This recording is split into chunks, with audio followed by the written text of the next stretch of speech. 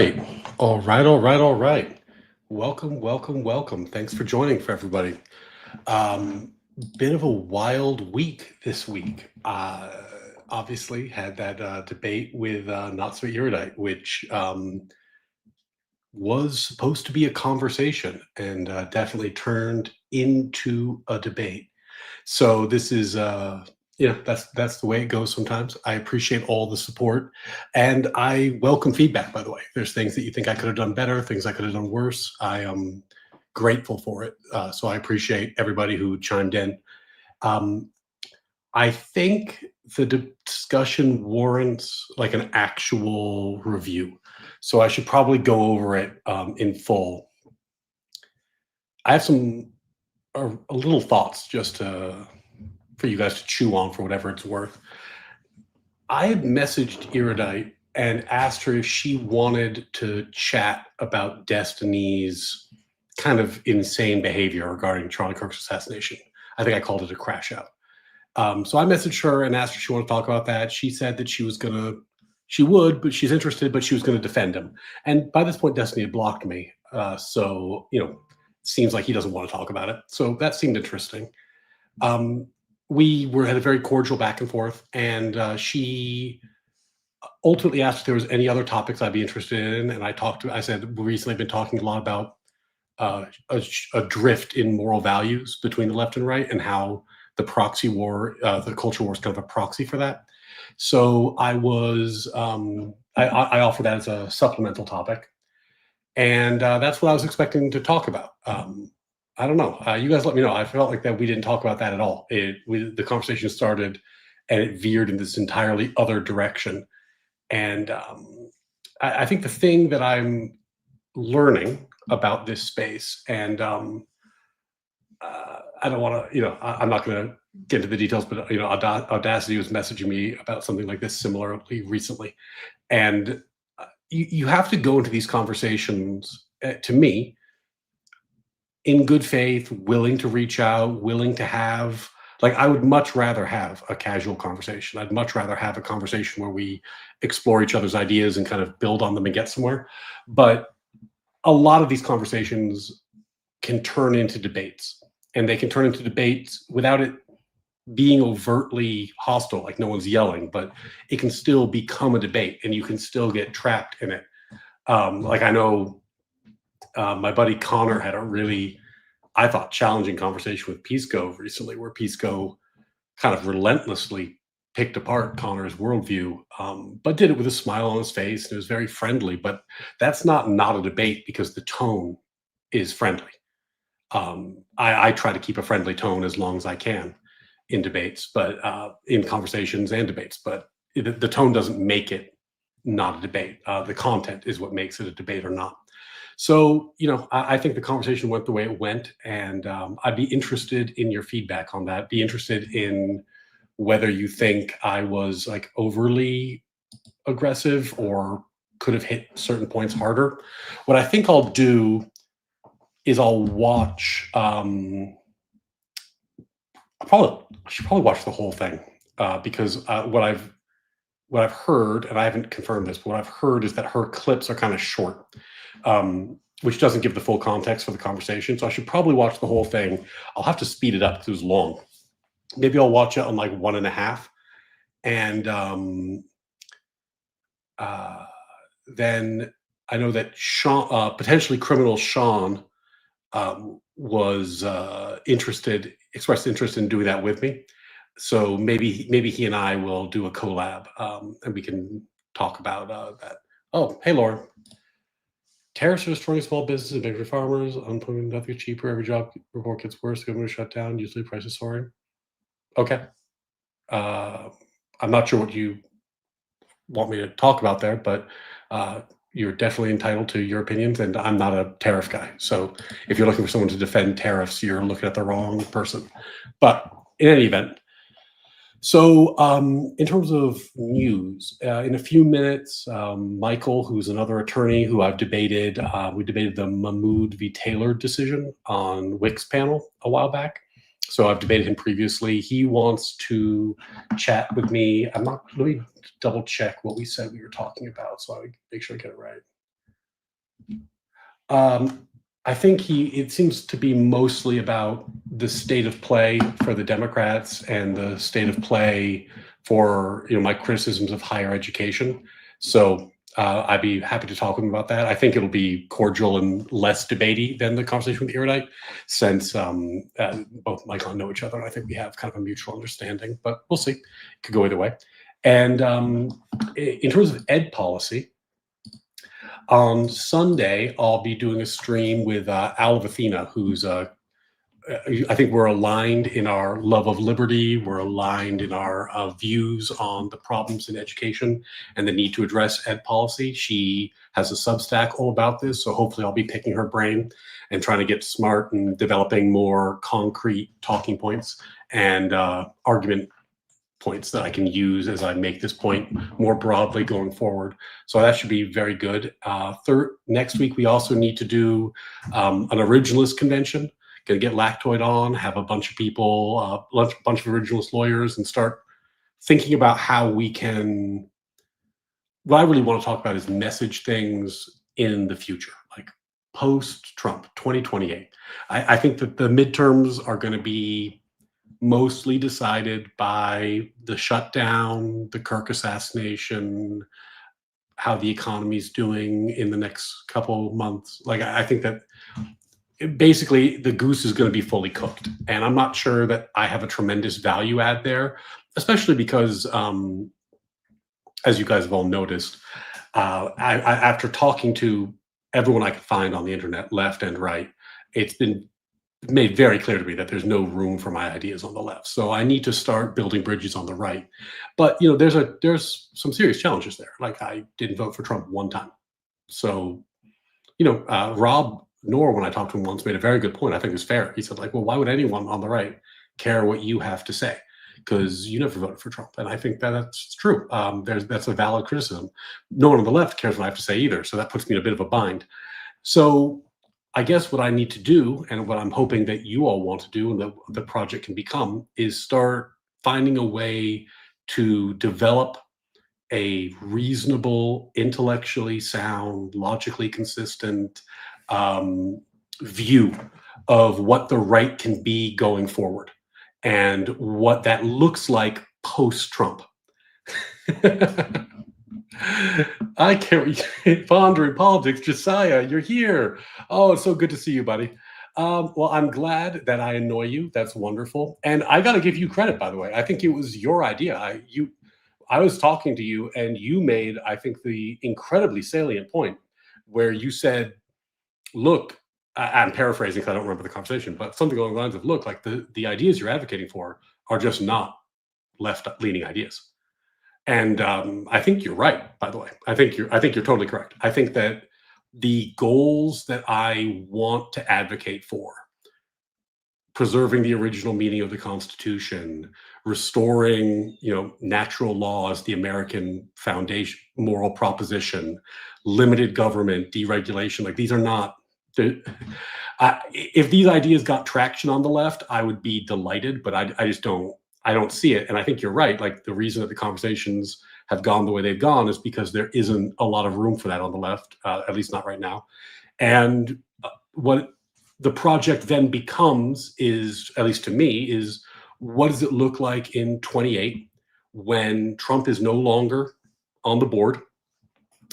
And when Trump is no longer on the board and the conversation is not all about him, though I'm sure it will still be partially about him, what does it mean? What are the political lines, and what does the reasonable right look like? And that's what I was hoping to do in a lot of these conversations. The conversation with Erudite took a different turn, so that turned into a debate more than a conversation. But I still think that there's room to start advocating for this, and I think it needs to start now because quite frankly, I've got a lot of work to do. So we'll see. We'll build it up as far as it goes and take it as it comes. This is my point. I think that never Trumpism is a dead end. He's been elected president twice. Almost everything he's doing is via executive order. So even if he lost ground in the midterm, I mean, I guess you get investigated more. It really wouldn't make a difference. So the the truth is, if we want to think about the future of politics, we need to start thinking about what it looks like in 28. And that to me is a project of trying to find people on the right who are interested in this project and on the left who are willing to hold hands on moderate proposals and things that might be appealing to both parties. And to do that, we can't purity test. Like it can't be a thing where if you voted for Trump, you're dead to us. If you voted for Trump, or you supported Trump the whole time, or you made loud, powerful arguments for Trump, that you are off the team and you're unreasonable. It's just too big a purity test. Similarly, like I don't think I can hold it against a never Trump Republican if they're if that's their beliefs and their convictions and they're out there arguing passionately, or someone on the left who's doing the same thing. Like I think that if we want to have a moderate coalition form, that requires bipartisanship and it requires people who are reasonable. And the only way to do that is to engage in these conversations as best we can. Well, I think you're right, by the way. I wasn't, Josiah, I wasn't being dishonest earlier, but to be totally clear, like what happened was I went to law school, and in fairness, a number of my ideas became more conservative because I was exposed to conservative ideas for the first time. But I've voted Democrat more often than most people in this space have voted, right? Like, I mean, I've been voting Democrat my whole life, and I had some kind of, I don't know, it was like nostalgia, hope that if I just expressed the ideas that I had learned as articulately and clearly as I could, that I would find support on the left for the ideas that I found so compelling. I think it is very obvious at this point, having had all these discussions, that that's not true. And that's led to a few realizations. One is that I mean, everyone gets purity tested, but I get purity tested so hard on the left. Like it's unbelievable how hard the purity testing is. And I need to find some way to make those conversations more productive in the future if I can. It's tricky because if the conversational demand is I must be as angry about Trump as they are, that's kind of not a good way to proceed. I don't know that I'm going to be as angry about Trump as they are.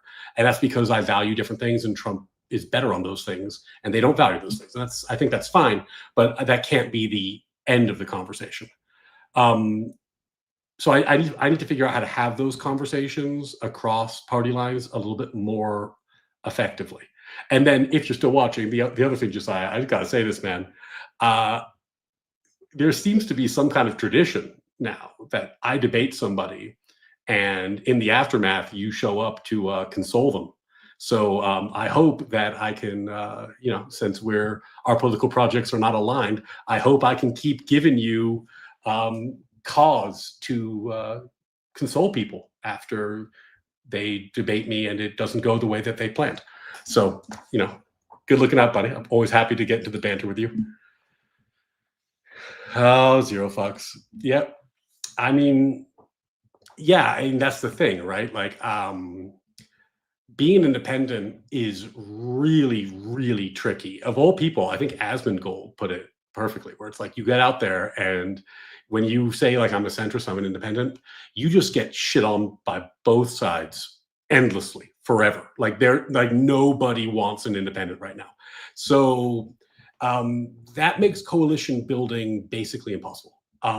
So I think that there's a need to recognize which side is the better home for your beliefs. Now, that doesn't mean it's a perfect home. And I actually think the analogy I gave Erudite was totally fair. Like, I don't think Trump is building the house that I want. I think that he is building a house. I just don't think he's building the house that I want. But the left is offering an apartment complex. And that puts you in a bind because you know that neither side is doing what you want, but the one side is going in a direction that is actually like maybe aiming more or less there, and maybe it could be fixed, maybe it could be salvaged, maybe you could, fix up the siding down the road. But if the property gets bulldozed and they put up an apartment complex, you're kind of shit out of luck.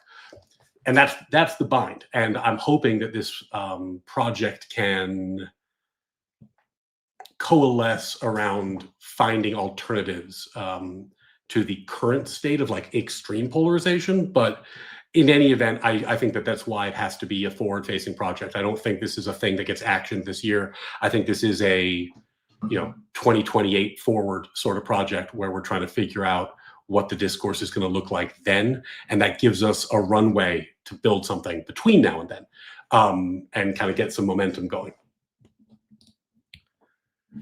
For what it's worth, the purity test for the Democratic Party is opposition to Trump, which is why I would be challenging to break bread with liberals. Yeah, I mean, of course, but this is the lefty thing, right? Like the left purity tests at the gate always. They always have. I don't exactly know why, but they do. The conservatives purity test really deep into the movement. So I'll get purity tested by someone who leans left on, will you say Trump is the devil, right? And I got purity tested by Rob Noor on, will you support political prosecutions? But Rob and I can agree on a whole bunch of stuff before we get to, do you support political prosecutions, right? It wasn't like instant. So it's tricky because the left purity tests so hard there. And the other thing about that line that I think is an inappropriate line to draw is that it draws the line in such a way that there's really no hope of a conversation, right? Like anybody who would agree to your purity test would lose all credibility on the right. So there's no possible way to have a actual coalition built. So I think it's just counterproductive in a lot of ways. And this is part of my broader critique of what Destiny has been saying recently, where if you paint with a really broad brush and you say that everyone who supports Trump is evil or a fascist, and that the government is controlled by these people, you get to a point where there's just no rhetorical room left.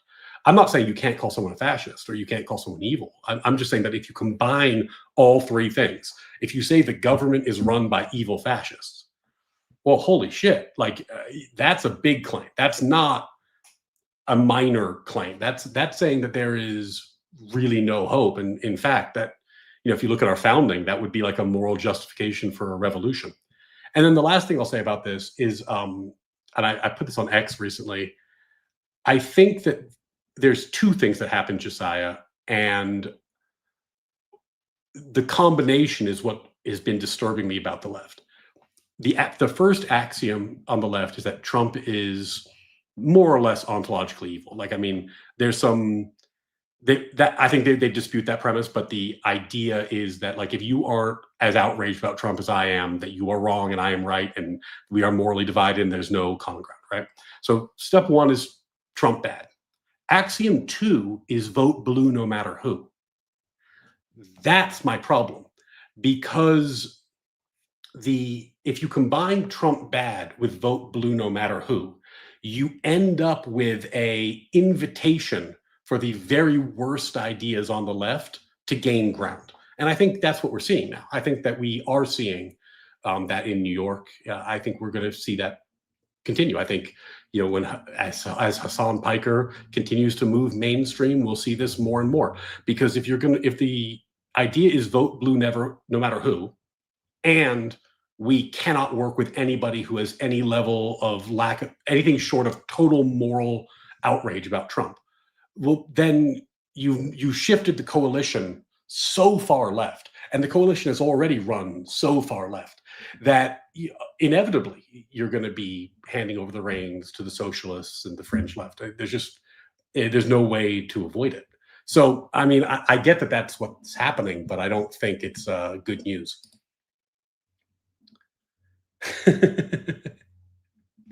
Yeah, I mean, I think this is in some ways what the topic of conversation is all about these days, where like take me and Pisco, right? Like I think he describes us as frenemies, and that's funny and fair enough.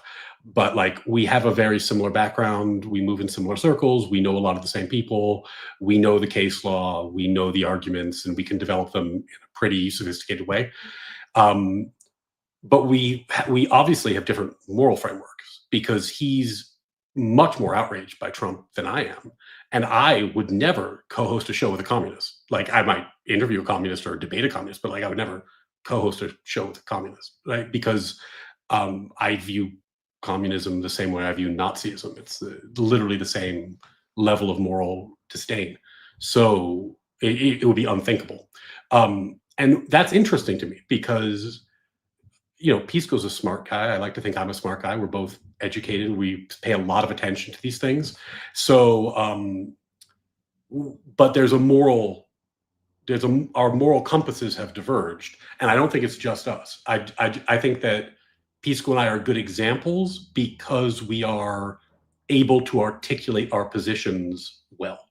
So you'll be able to track what the divide is more accurately. A lot of people, when they try to articulate their moral positions, they haven't really thought about it very much. A lot of people don't interrogate their morals, so they don't. It's hard for them to explain why they believe what they believe. But to me, I find it fascinating. I think that there really is a difference of opinion, and I think that if the conversation with Erudite had gone a different way, we might have been able to tease that out more. It was one of the topics we agreed upon. But that conversation, it went in a direction that kind of it went in a confrontational direction.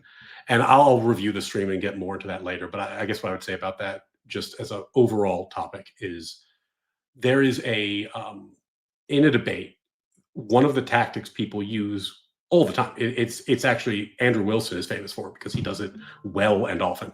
Is you get someone to articulate a principle. You assume the principle is true, and then you run the logical chain to find contradictions. And when you find a contradiction, then you can say, aha, I got you. Your worldview is wrong, right? That is a totally valid debate tactic. Like, no problem. I do not think it's dirty pool. I do it. Andrew Wilson does it. Destiny does it. Erudite. Everyone does it. It's a really good tactic. I didn't know we were debating. Like I had messaged her that we were going to show up and talk about Destiny's behavior and maybe talk about like my views on the culture war. Like I thought we were having a discussion, but we were debating, right? And this wasn't an explanation of what I believe in, like an interview or a dialectic. This was a debate, but a polite debate, at least at first. And when you enter into that territory, like I tell people, you have to match tone, but you also have to match tactics. Like once you realize you're in a debate, you have to debate, because if they're debating and you're discussing, you're going to look really foolish the next day. So the conversation kind of took a different turn after that point. But I'm hoping I can talk to her again at some point. I'm hoping I can talk to Wick about it at some point, and I need to review whatever batshit crazy shit Destiny said about it, because that dude is ducking me. Anyway, I'm sure maybe we can embarrass him to the point where he has to debate me at some point in the future. But he does not appear to want the fade. Yeah, I mean, they absolutely do. It's wild the extent to which they do. Let me see if Michael's still coming over. I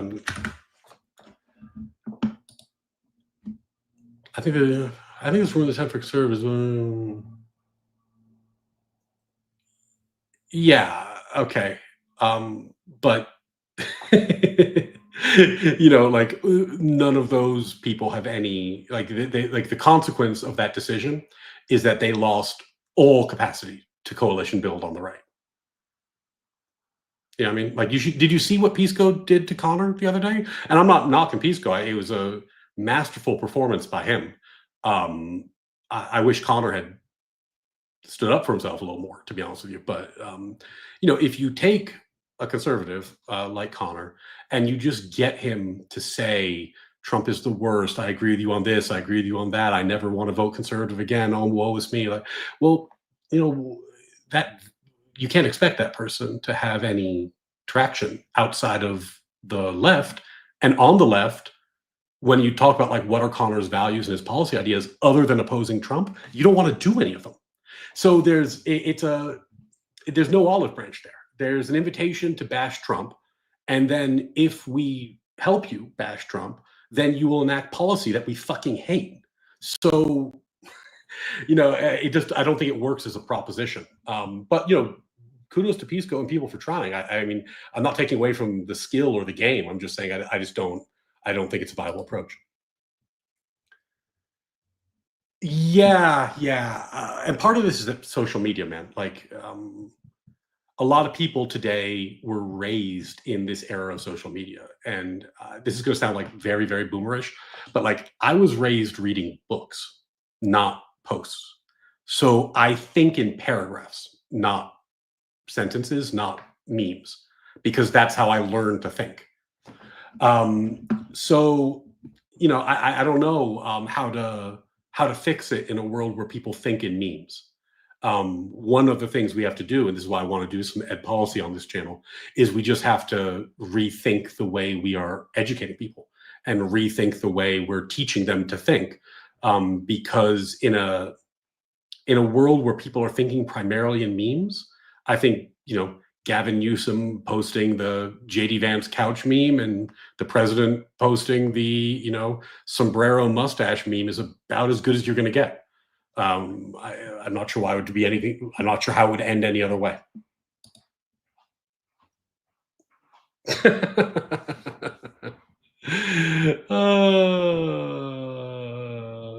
That's really funny. I mean, if you want to talk about things that would get me to be overtly, marching and shouting that this is a unconstitutional bad idea, Trump running a third time would be on that list. Hey, Baldassi, what's up, man? No. I wanted to do. Let me back up. I know I mentioned this in the air debate. Months and months ago, when I was just starting, I reached out to Rob because Rob, I'd seen him debate Destiny, and I knew he was doing more of a right wing thing, and I thought that there in the same way that Lib and Learn exists and Peace Corps kind of provides legal analysis there, I thought that maybe I could do something like that with Rob, where like I'd come in and I could do some legal analysis. The thing is, I knew that he was really far to the right of me, and also much more populist than I am, and also much less of a liberty enthusiast than I am. So I didn't think our politics lined up, but I didn't know if that was a barrier. So we kind of set that up. I went on a few times, and then we got into an X feud because the position I take on political prosecutions is that political prosecutions are bad. And because they're bad, you shouldn't do them. And in fact, they're so bad that you should go out of your way to avoid doing them. Like pardoning Nixon was a good idea, not because Nixon didn't do bad things, but because political prosecutions are so bad that you're better off avoiding them, even if the person did bad things. And my frustration with that conversation, and Rob got very mad at me, and I think we're cool now, but he got mad at me, was that he wanted to say he agrees political prosecutions are bad, but he thinks that the only way to fix the problem is to punish the Democrats for doing political prosecutions until they admit they're wrong or roll over and die or are defeated forever. Something like that. The problem I have with that is that when I talk to Destiny, that's his exact same position. He also thinks there should be political prosecutions until they roll over and die. And then, you can get into this like next level of the stupidity of this debate where Destiny, and I think he said something about this, I'll have to look what he said, but he'll say something like, well, we're both saying it, but it's different because I'm right and they're wrong. Like I think my political prosecutions are warranted, theirs aren't. But then the other side is going to say the exact same thing. Well, mine are warranted, yours aren't. And there is no objective arbiter, right? The only objective arbiter is voting, like who you elect to be president, who runs the Department of Justice, who they appoint. Like there's no, we're never going to get the hand of God coming down and telling us who is right and who is wrong on this issue. So if you require that, you never end. It's just a vendetta cycle, which is very frustrating to me that they both think political prosecutions are bad, and they both think the way to solve the problem is more political prosecutions. It's kind of like, it reminds me of the like Ibram X. Kendi structural racism, systemic racism point, where Ibram X. Kendi would say the only way to solve past discrimination is with more discrimination. And then the counterpoint was like, well, maybe the best way to stop being racist is to stop being racist, right? And those are different schools of thought. I just don't, I can't really wrap my head around where Destiny or Rob are coming from. But, you know, they're entitled to it, and I'm entitled to debate them.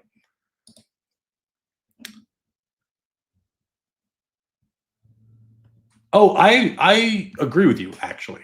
I think that fascism is very, very bad. The biggest problem with fascism is the removal of the democratic process because, like, look, like in theory, you could have a monarch who was just. You could have a just king, and all his policies are so great that everyone's better off with the king than they would be in a democracy. That's theoretically possible. The problem is the long and bloody arc of history has taught us that even if that's theoretically possible, it never happens. And even if it happens sometimes, it will be followed by an unjust king, and you can't vote out a king. So now you have to have a revolution. So the problems with authoritarianism writ large are that even if they work short term, they are disastrous long term, and they require violent revolution to change. Communism has all the same, has all those problems, and is inherently unjust. Like even if you enacted it without violence, even if it was voted in, it would still be unjust. So yeah, I actually agree with you that communism is worse than fascism, just because they share like they share one overarching problem, and then communism has a whole bunch of other issues that are like truly terrible. Yeah, I mean, I think it is the bad idea that will not go away.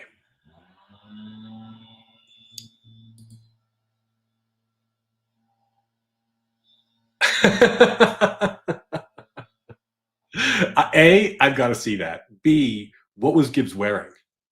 Like, was he decked out? Did he have like a smoking jacket? Did he do his Gibbs thing? Because that's incredible. B, Destiny would be so fucking angry if I showed up on one of these things. I probably should do it.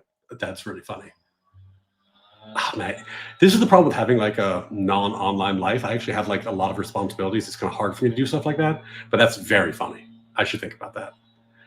It'll also be a throwback to our first debate, which was in person. One of the funnier dynamics about me debating Destiny is that I'm like literally 3 times his size, so that always makes the in-person debate kind of funnier. Yeah, I've got a lot of people saying that. Yeah, this is what I was saying, Sean. I just don't think like I think the Cheneys are kind of dead letter on the right, and I think people, to the extent they had goodwill on the right, it's because it was all extinguished when Liz Cheney kind of in their mind defected.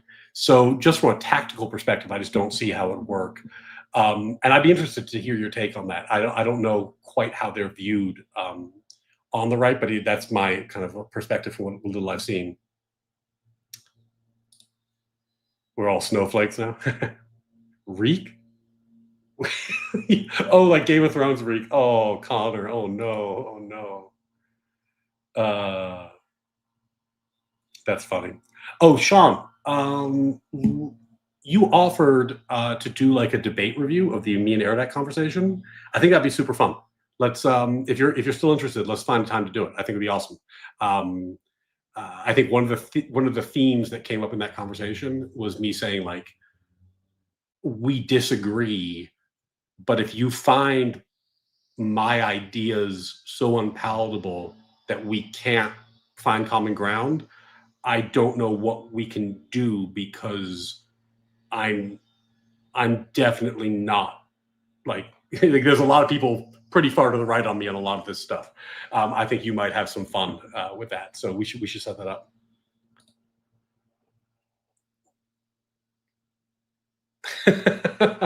Oh, okay. So the Cheneys are not people. Okay.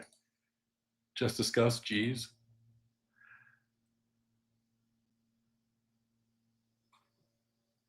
I think that the Trump. I don't even know what the admission here would be, Josiah. I think that it's very clear that the Trump movement is populist. So that's it's populist in flavor, right?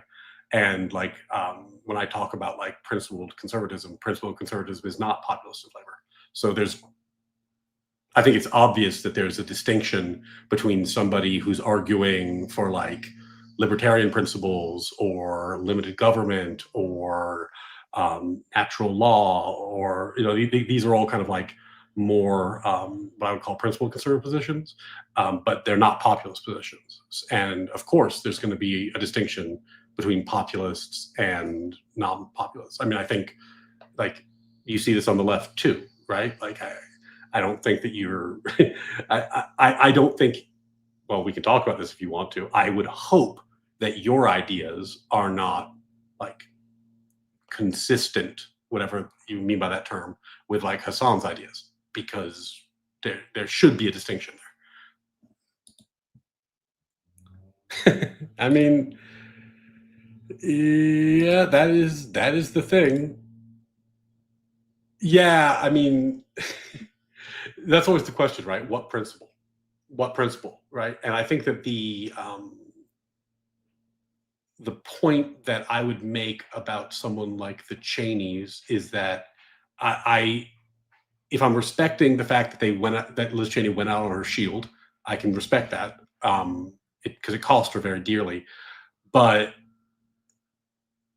I think it's fair to say the broader right, even the broader right that criticizes Trump, and I'm open in my criticism. I criticize Trump a lot.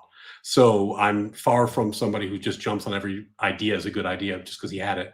But I think that a lot of people on the right view him as the only game in town who was able to combat what felt like a creeping chokehold of very, very bad ideas emanating from the left that were being simultaneously pushed through the political process, pushed through academia, pushed into culture, pushed in through corporate governance, and we're beginning to put a chokehold on American life.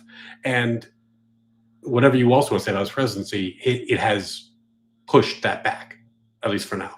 So I think that it depends what principle you're talking about, right? Like I think that if you ask me like, is Trump good on the rule of law? I'm going to say no. You think he's good on free speech? I'm going to say no. Is he good at fighting this kind of larger, more holistic force that was making America feel incredibly hard to live in, like you were just having the life choked out of you? Then he's actually been quite good about that. But I think that's something we need to be able to articulate more cleanly than I can right now. And I think it's part of the project I'm working on, is trying to put messaging around exactly what exactly what the directionality of Trump was that we appreciate, and even the personal style stuff, the intention getting, the combativeness, all the things that draw people in. I think that's all worth talking about. But again, I don't think that we can. I don't think that we can dwell in the past like that in that way. Oh yeah, I mean, I would not vote for Trump for a third term. I think, I mean, A, it's unconstitutional, but B, that's way too far. Yep, that's what a vendetta cycle is. And thank God, Tricky Nixon, that you were pardoned, because that saved us from a previous vendetta cycle. Whose voters? I've never been able to tell Sean how I thought that would go, because I thought maybe Trump would like reject the pardon because you just to be combative. I think it would have hurt Biden politically. It might have hurt Trump politically too. I think it was the right thing to do for the country. I'm not saying it was the right thing to do politically. I think it might have actually been a bad idea politically. Yeah, that's what the vendetta cycle is. And by the way, if any of you guys cross paths with Destiny viewers, like, his game theory on this is so fucking bad. He knows the term tit for tat, and he knows that in theoretical applications with no like in these very simple applications, tit for tat is the most successful strategy. And then he blanketly applies that to U.S. politics as if it works. It fucking doesn't, because I mean, this comment is it in a nutshell. If both players play tit for tat, the result is civil war, right? Like you're locked into a strategy, tit for tat. You're always tit tat tit tat tit tat, so you never break out of it. The only way out is civil war. It's a terrible, terrible analysis of game theory as applied to politics, and he just talks about it. Nobody calls him on this shit. I don't know. I don't understand why people are reluctant to get into the weeds with him on this sort of thing. Yeah, not everyone is. I am, but oh my god, oh my god, yeah, they would have. I mean, can we be honest and just say that like let's set aside morality. Maybe you think the prosecutions of Trump were a great idea morally. Maybe you think they were a terrible idea morally. They were a disaster politically. I mean, they gave Trump all the ammunition in the world, and he rocket shipped it, through the primaries. He was, DeSantis. I mean, it's easy to forget now because he got so blasted and lampooned at the end, but he was doing really well at that point, and he had a lot of momentum. And like the indictments after that, Trump just crushed him. And I'm not saying this is why, but the Democrats have a history of this. I'm not saying they did this for this reason, but they often simultaneously say Trump is a unique threat to democracy and the institutions. He's an existential threat. He must be excised. And then kind of quietly are happy to be running against that because they don't have to articulate their positions because they can just run on anti-Trump. And that's a bummer. Not a great look. What's up, buddy? How you doing? Good to see you here.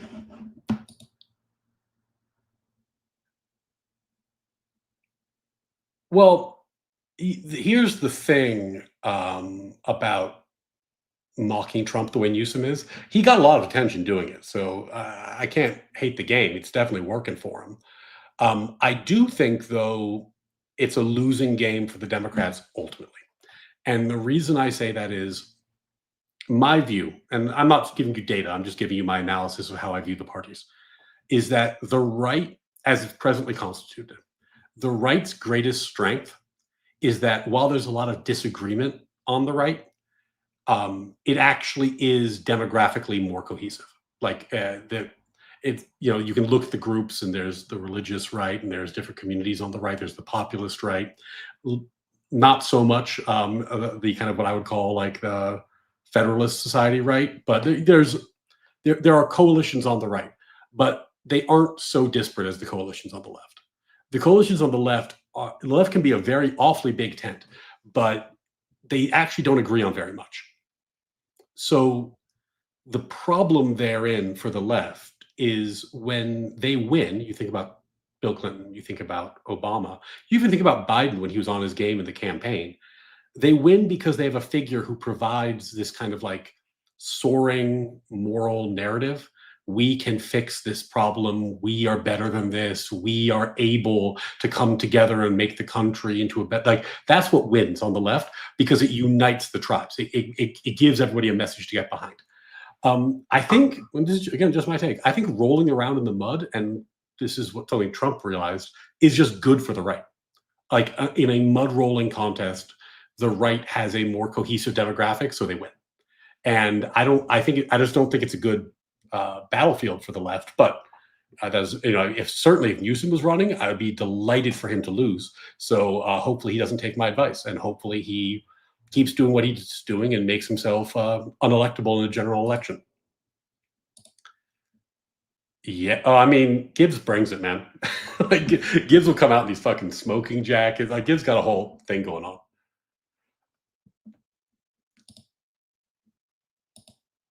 Landon, man, I'm not sure when you're running, but I wish you the best of luck with your campaign. Yeah, if you have a link to the Gibbs Destiny thing, I'd like to take a look at that too.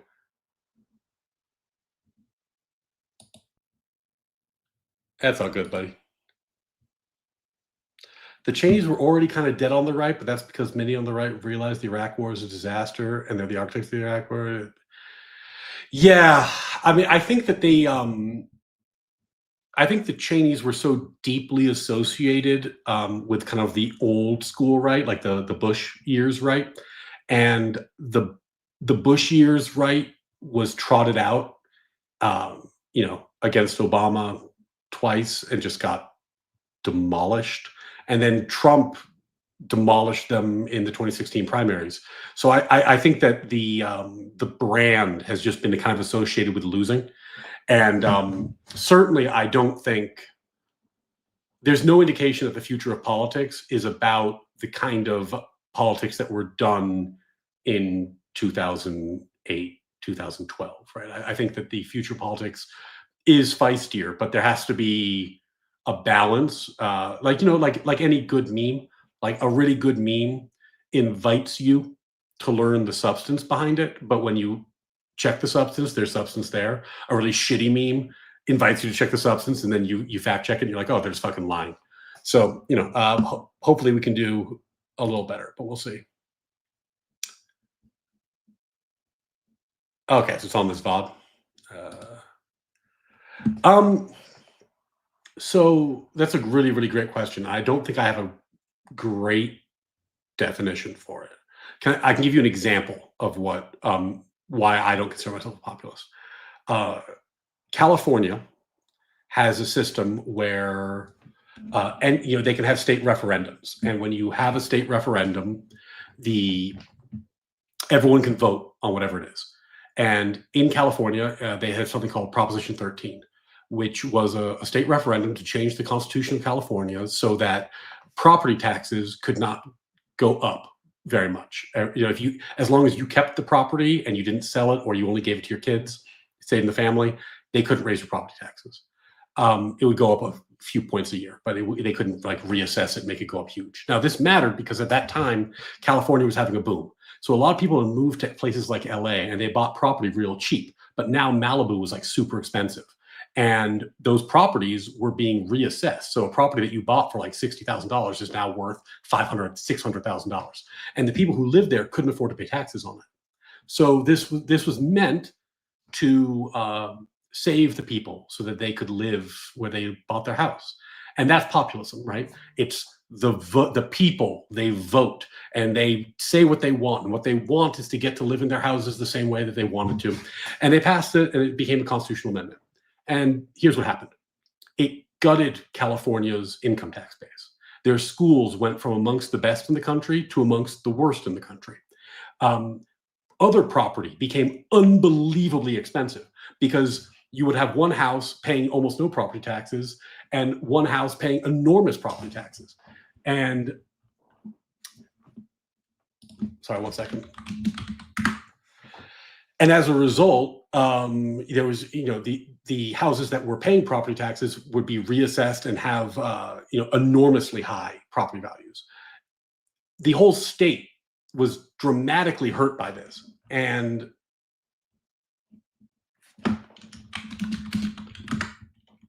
oh, it looks like Michael thought, I gotta start saying time zones. This is my bad. I think Michael and I thought 1 p.m. Eastern time, he thought 1 p.m. PT, and that might be my fault. Anyway, so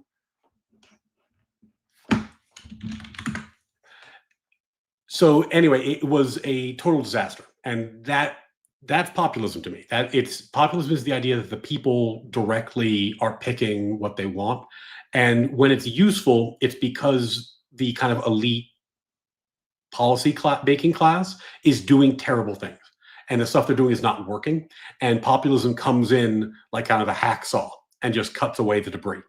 That's a useful function.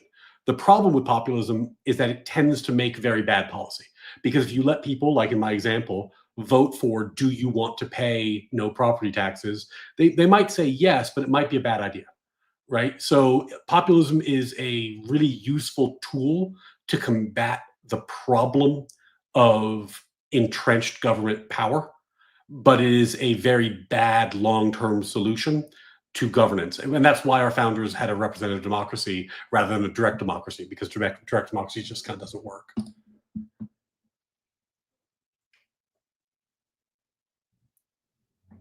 Yeah, I mean, I think this is going to be, Sean, this is a conversation you and I should have.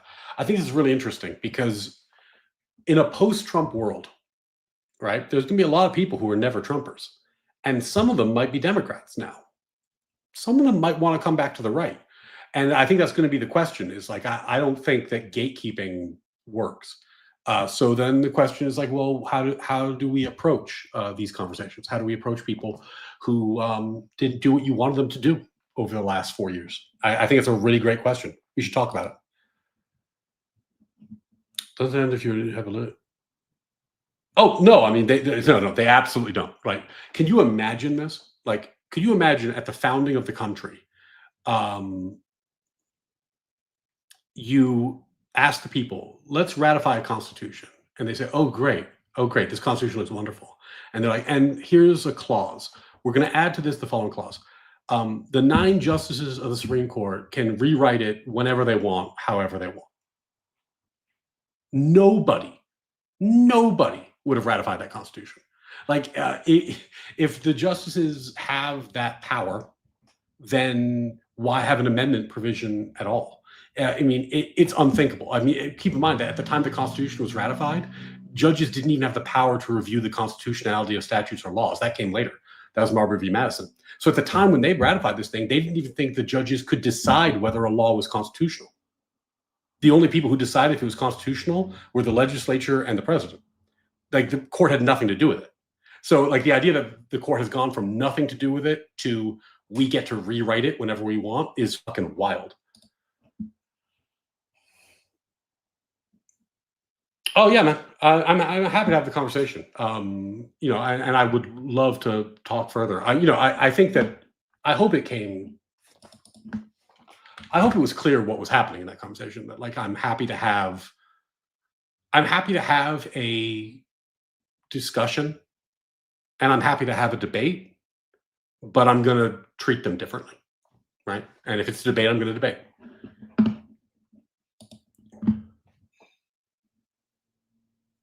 Oh yeah, no, North. Destiny's argument is explicitly the prisoner's dilemma based on game theory, but he's fucking terrible at it. He's terrible at it. Like, so for those of you who don't know what the prisoner's dilemma is, imagine that there's 2 people who've been arrested by the cops, and they're put in different rooms, and the cops are interrogating them, and there's following outcomes. If you rat on your friend, oh, you know what? This is too much. Michael just joined. North, can we circle back on this? I really do want to talk about Destiny's fucking terrible use of the prisoner's dilemma, but I'm going to have to do that another time. So Michael's joined, which is great. I'm going to bring him up in a second. Michael is an attorney, left-leaning attorney. We've debated on Wick's panel, in particular the Mahmoud v. Taylor case, and I don't think we're debating today, but who knows? These things can change. But in any case, I think he wants to talk about my criticisms of the left and my criticisms of academia in particular. But in any event, Michael, welcome. Good to have you here, buddy. Hey, Ryan. Thanks for making the time to do this. Sorry about the disconnect. I think I just misread the time. No problem. Sorry, just closing something out. But yeah, I wanted to chat. Maybe we could just get to know each other a little bit, spend 5 minutes doing that. So, I mean, doing this in the middle of a Friday, how's that working out? Well, not as well as I was hoping. Candidly, I was hoping that I would have more free time today, and it's turning out to be a relatively busy day. So once we wrap up here, I'm going to be sprinting to the finish line on some more real life stuff. But the thing is, you got to find time, right? Because I got kids, I've got a wife, I've got a law practice. If you want to have these conversations, you got to find some time that works. Yeah. So I'm also married. My wife is pregnant. So I will have a kid soon. Oh, good for you. Congratulations. Yeah. Thank you. And I've also thought about engaging in politics, right? Because I think similar to you, I'm seeing the conversations that people are having, and I'm thinking that there's a perspective and a voice that's missing. But part of it is a lot of people in this space are unhinged, and the other part is the time issue.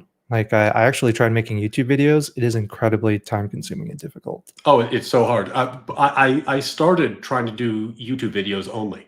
The idea was I just got like a recording tool and I'd record the debate performances and then throw them up there, right? The problem was it's so time consuming that it was actually better to set up the streaming tools because the streaming tools auto update to YouTube afterwards. Now that's a shitty video. It's not cut up. It's not edited. And editors want it. If anyone wants to reach out and help me out, I'd be delighted for the help. But yeah, it's really time consuming. There's a lot of unhinged people in the space for sure. And then also, most of the conversations are branded, right? Like Josiah was in here earlier. I love Josiah. I love talking to Josiah, right? If you go to Josiah's page, and I haven't looked at it recently, but if you go to Josiah's YouTube page, you're going to find 100 videos with thumbnails talking about what a piece of shit Trump is, right? In fact, I'm so confident this is true that I'm going to share screen and just see if I can prove that point. Hold on. Well, while you do that, what I will say about Josiah's channel, which is the true for almost any YouTube channel, it's true for left-leaning ones, true for right-leaning ones. I mean, that's the algorithm game that they play, right? So their titles have to be clickbaity in that way. Oh yeah. I'm not fighting. Yeah. I'm not throwing shade at Josiah. I'm not throwing shade at Josiah at all. I'm merely saying when I talk to Josiah, I need to keep in mind that Josiah gets paid for producing this content, right? So when we have a conversation, that's the context in which we are having that conversation, which is, that's not like, that's not a criticism of him. It's just the reality of the situation is, it's like if you go on Fox News, like they're going to be using that conversation in the context of what Fox News does. Same with MSNBC. Like, I think that because it's independent media, we sometimes treat it as if it wasn't that way, but it is. And, you can still have great conversations, but there's a context in which you have them. Yeah, I mean, I think the line between independent media and mainstream media has blurred so much that the distinction really doesn't matter. I mean, this is so funny. A lot of people...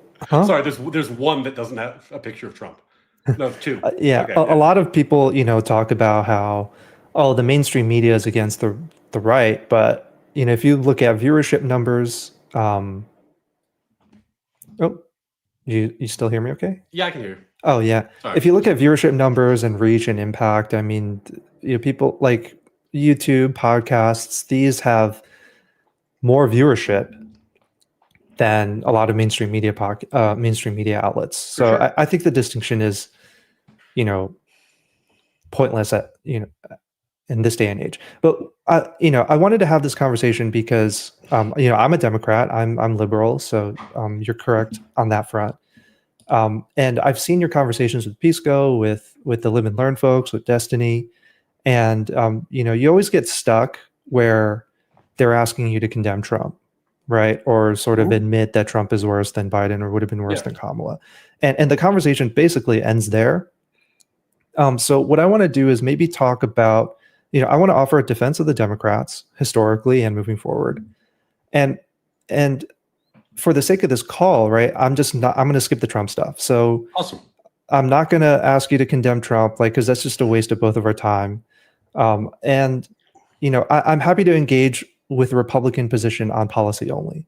So, to the extent we're comparing Democrats and Republicans, I'm willing to sort of live in a hypothetical world where the Republican candidate is not, doing crypto coin and generally being a terrible person, right? So those are sort of the groundwork, right? Like those are the grounds that I'm hoping to have this conversation on.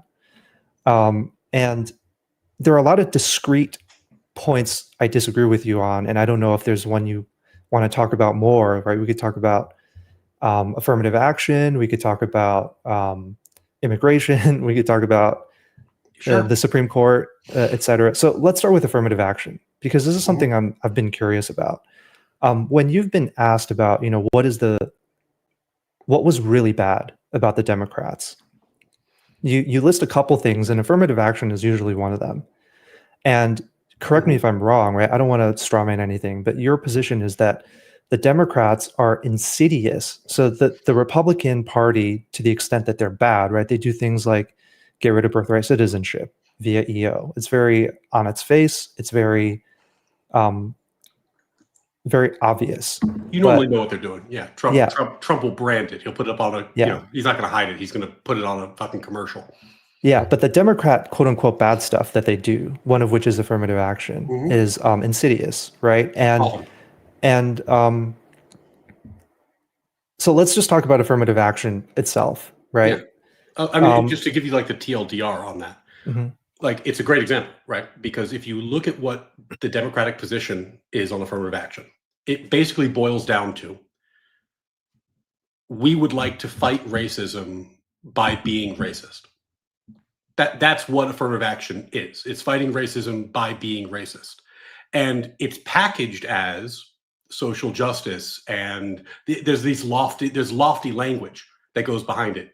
It's not packaged as, like fucking ICE grabbing people and throwing them the borders with memes about, whatever they're doing, like Trump is doing. It's described in very high moral language about the wonderful thing that they're doing, but at its root is primarily anti-Asian racism, which, as someone who's opposed to racism, strikes me as a problem. Yeah, so if it's not obvious, I'm Asian, and I did the notice. affirmative the affirmative action debate is particularly relevant to me, and I've given it a lot of thought.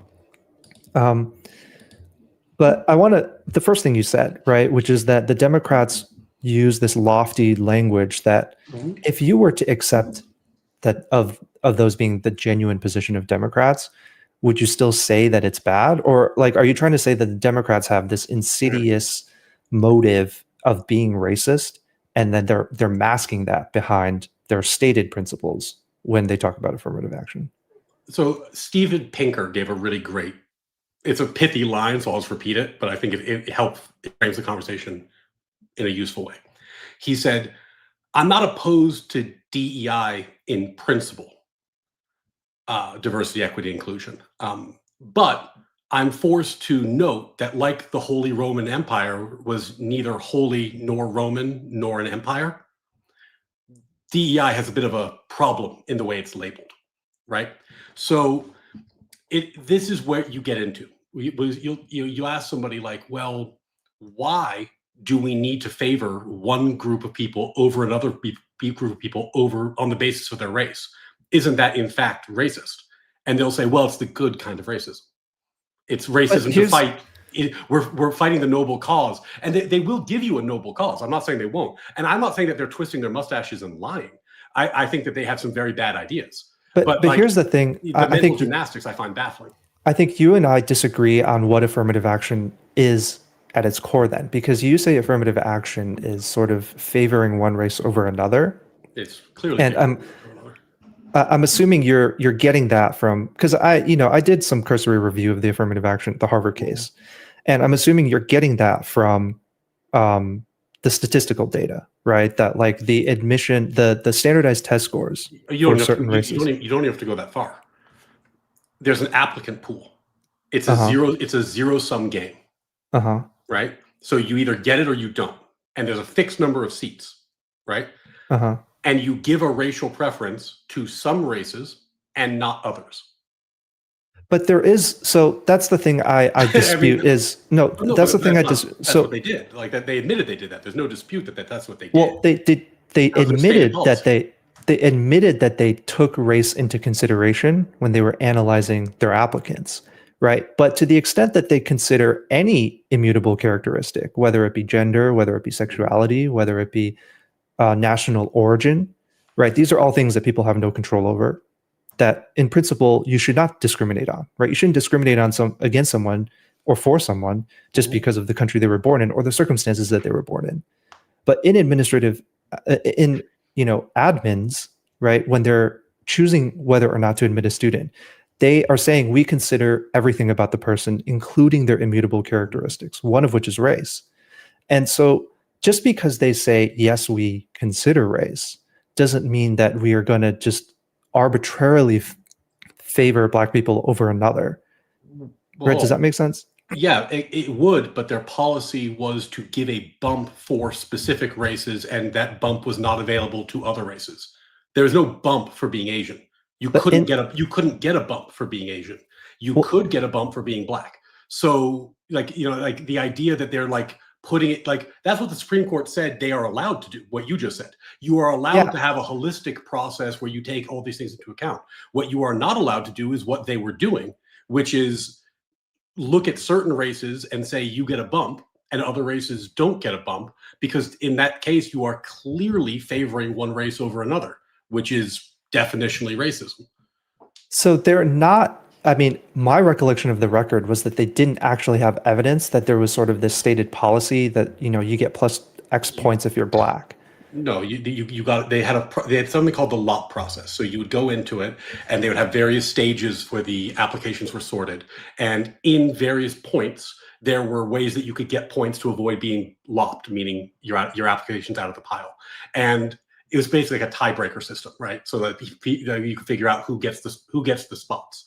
And there were certain things you could get points for. Legacy, you could get a point for. You could get a point for sports. You could get a point for being black. These are things that were bumps. They also had a stated policy of not letting the racial demographics substantially change from year to year. So they didn't want there to be a year where there were like 5% black students. They wanted to keep it where like the percentages roughly, I'm not saying it was identically, but roughly where they are.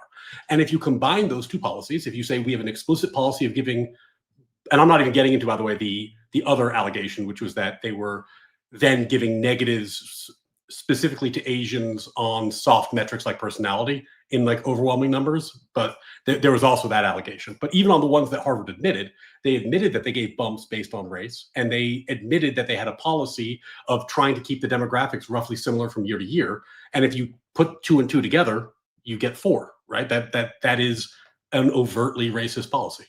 So again, I think it's not helpful for us to sort of debate the record just because neither of us have it in front of us. I will say I'm not particularly, as someone who supports affirmative action, and we can talk more about it broadly outside of the context of the Harvard case, but I actually don't think the Harvard case is that big of a problem because, like I said, affirmative action makes sense if you're just saying admissions counsel can consider race as one of many factors when they're determining whether or not, you know, the context of the individual that they're admitting. So I don't. But Michael, that's what the court allows you to do after they struck down affirmative action. I know. So that's why I'm saying the opinion's not action, a big problem. Yeah, that's why I'm saying the opinion's not terrible because. But the thing that the opinion made illegal is the thing I'm criticizing. Yeah, so but the thing that they made illegal about is the thing I'm fine with. We agree that's fine. But we're talking about the thing they made illegal. That's what I was criticizing. Yeah, but the thing that they made illegal is what I'm saying, the thing that wasn't really happening. And that's a dispute about the record, okay? But and maybe, you know, they find someone, admissions counselor testifies somewhere that they like black people or whatever. But again, that's a dispute on the record, which I think was also disputed at oral argument, although my recollection is very vague. Well, but let's Michael, I'm not trying to be like a jerk about this, but if we agree that it would be bad to do what I suggested, right? We think that we both agree that's bad. No, so that's the step 2 I want to talk about and keeping a ratio that wouldn't be bad in your mind. No, and that's what I want to talk about. That's step 2. What I want to talk about. I just want to talk about step 1, which is the opinion itself, right? Which I think that the characterization of what was going on is inaccurate. But let's assume that it is, right? Let's assume that these universities did have a racial preference and were giving these points as a matter of policy. You know, it's your characterization is this is racism to fight racism, but it's not to fight racism, right? It's to correct a systemic inequality that's perceived. So it's not just because people are like, it's not just because black people are victims of racism that therefore we need to have affirmative action, right? It's that the history, and I'm sure you know this, right? Because you said you did Teach for America, right? The history of slavery in America resulted in generational inequality, right? And so I'll readily concede that affirmative action in the way that you describe it is a form of reparations, right? But what I'm saying is that reparations isn't a bad thing. Well, I think there's a few holes in your analysis there. One, we don't need to go there, but reparations are a bad thing, but we can talk about that separately. Two, the problem that you're kind of glossing over is the zero-sum nature of amongst the problems, is the zero-sum nature of applications. Like, I did join Teach for America. I taught in predominantly Black neighborhoods, and I did it for expressly social justice reasons. I did it to right what I viewed as a historic wrong in my own small way. So I agree with you about all of that. But the reason that I chose to teach elementary school is because adding my resources to elementary schools in the neighborhoods I worked in didn't take anything away from anybody else. I was trying to solve a problem. But if you that takes away your ability to teach from another school, right? If any type of giving to one group is taking away from another. You really think that's at all analogous to a Black kid with much lower SAT scores getting the spot that an Asian kid with much higher grades and SAT scores would have gotten? I think that's the same as a Black kid getting money that a white kid doesn't, right? No, not at all. What are you talking about? Like, how is it possibly even remotely similar that I, of my free volition, went and taught in a school because I thought I could help that community for reasons that are my own, versus an institution ruining a kid's hopes and dreams? They can't go to Harvard because he's Asian. Like, this is a school. Hold on. This is a school of its own volition, choosing one student over another. I mean, you, by choosing to teach Black kids over white kids, right? Maybe you're dashing the hopes and dreams of a white kid who wants to be taught by Ryan Mullally. My point is that anytime you are giving one group one thing that is of a finite resource, of course it's naturally zero sum, right? It's not always zero sum. Like, if we allocate funding, as we all know, because we don't balance budgets, if we allocate funding to a school, that doesn't mean another school loses funding. And maybe at some maximal level of abstraction, you could make that point, like the earth has finite resources and we can't, but what you're glossing over is the absolute horror of actual racism. And this is, I think, the thing that you're doing that I would push back on the hardest, is you're creating a false equivalency between systemic inequities and actual racism. Actual racism is a moral evil. It is a thing that I am not allowed to do. Okay, let's talk about that. Because it's immoral. A systemic inequity is a systemic inequity. It's a fact of the situation. Like, in the same way that I would say I am not allowed to just start killing people to make society better, even if it might work. Because it violates a moral rule. I am not allowed to simply be racist to people because I want to make society better. Yeah, I get where you're going with this. You're saying racism is evil. When you use the word racism, are you basically saying any disparate any treatment? No, I'm saying intentionally treating people differently on the basis of race, which is what we're doing. So any intentional treatment of a person differently on the basis of race is necessarily an evil thing. If you are intentionally treating people different on the basis of race, that is, I think, a definitional.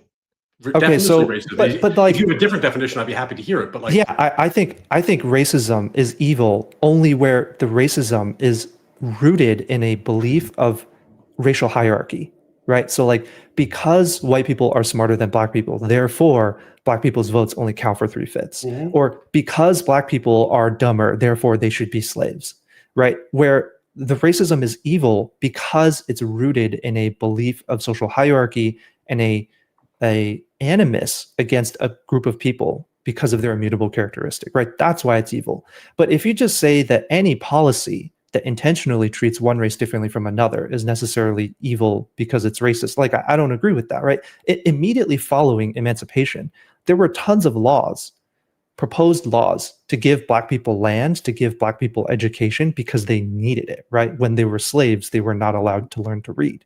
So it, of course, makes perfect sense immediately following emancipation for Congress to try to pass laws that only favored Black people. I don't view that as being racist or evil, right? So I just want to... No, you're using too broad of a definition of racism. It is both racist and evil. It may be a necessary evil. You are doing something immoral, and you're doing it because you think you have a loftier goal in mind. That makes it, at best, a necessary evil. Like, it's not when there's a moral prohibition against doing something, you might think you have a very good reason for violating that, and that could be true. Like there is a moral prohibition against murder, and there's an exception for self-defense. So it's possible that that you're in a lesser of two evils scenarios, but that doesn't mean that being racism is okay because you think it is. It also certainly, I find this idea of hierarchies unsupportable. Like, why on earth do you think that certain races need a bump, if not for the fact that you're placing them lower in hierarchies?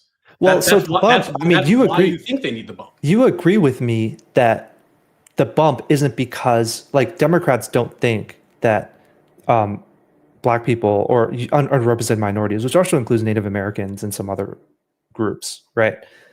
You don't actually think that Democrats want to give this sort of advantage because they think that there's an inherent difference in IQ or anything like that? Like, is that what you believe? That, like, you think Democrats think Black people are inferior and therefore need a bump? Like, is that? Are you asking me, like, come up with a theory of mind for Democrats? I don't know is the answer. I don't know what they think, and I think they probably think. Well, they say what they think. They say they don't think that. I'm just curious whether you believe. If I had to guess, I think it's because they consider them to be useful totems. That would be my guess, but I don't know what everyone thinks, and I'm sure that they have a variety of opinions. Okay, but then you don't think then that it's because of a belief in a racial hierarchy? I think it belies a belief in a racial hierarchy. Yeah. But so the Democrats don't say that they believe in a racial hierarchy. No, but the Democrats also don't say that they want to rewrite the Constitution when they appoint judges, but they do. Like, okay, well, we'll talk about the rewriting Constitution in a second. But the Democrats don't say it, and you said you don't think they think that. I think they think is that it's politically useful to them. I think they think it is a good issue for them politically, and that it resounds on the issues they care about. And it resounds. Affirmative action has been around for decades. I mean, as long as I was applying to school. So it's not even a political cudgel for I don't recall a Democrat ever running on affirmative action or even the issue coming up on the campaign trail. That's because it was an issue so long ago. But if you look at how the candidates treated affirmative action, if you look at like Trump's solicitors and his lawyers, when they were into Harvard cases, they showed up and they put in writing that this is de facto discrimination and essentially racial quotas. And the Biden lawyers, when they got to the Supreme Court, said, oh, we've looked at it and we've changed our mind and we think it's not and it's fine. So clearly they have very different views on this and the utility of this, and they're willing to push for those views. Yeah, I agree. I agree 100%. The Democratic Party as a whole is pro affirmative action. What I'm pushing back on is you're saying the Democrats are using this as a political tool, a political cudgel. But there's no campaigning. There's no, like, most people don't know do you remember that Biden sent his Solicitor General to, like, most people don't know about the Harvard affirmative action case. Certainly not the median voter. And so it's not like they're using this as this political weapon, right? Sure, I agree with you 100% that Democrats are in support of affirmative action and have acted in that way, but that's not they're not doing this for political points only. Otherwise, they would be singing it from the rooftops. They do, and they are. Like, Michael, if you look at the Democratic platform, like, they had COVID grants by race. They had small business grants by race. Kamala Harris ran at one point before she got corrected, but she came out with a platform where she was going to give money to Black business owners specifically. If you want to zoom out to racial, just let me finish. In my state, in New York, during COVID, there was a push. In fact, I think they did succeed in making race a factor in whether or not you could get limited COVID medication, because they were using it as a proxy for other things. The Democrats run explicitly on race basically every cycle, and the affirmative action is a piece of that bigger puzzle. Like, I don't know if they were giving campaign speeches on it, Michael, but that's not the point I'm making. The point I'm making is that this has become a cottage industry on the left, and the cottage industry is itself racist. I mean, yeah, if you want to zoom out to racial equity as a whole, yes, the Democrats do run on that, and that is a part of the Democratic platform. I mean, I don't think that affirmative action plays any part in that, but I want to go back to the whole evil and racism thing. I mean, I guess this is just a matter of opinion. or a matter of philosophy where we disagree, that I don't view all cases of intentional disparate treatment of race to be evil, particularly where that disparate treatment is meant to rectify. Like if like, do you think Native American reservations, giving Michael, preferential treatment to Native American reservations is evil? if in my heart I believed that I could make the world a better place by being extraordinarily racist to you, would that be a good thing for me to do?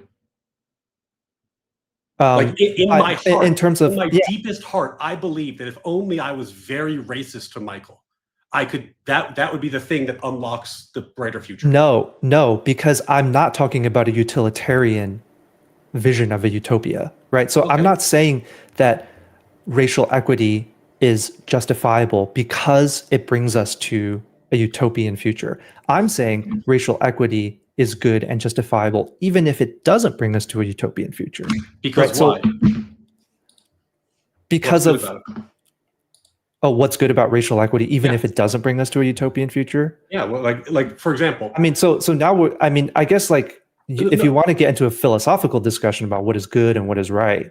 Well, I mean, I'm trying to figure out what you mean, because like to me, if I said, for example, like Asian people are doing like way too well in society, and what I need to do is I need to target Michael so that his money can be given to other people to promote justice in the world, I would think that is a racist piece of shit thing to think and do.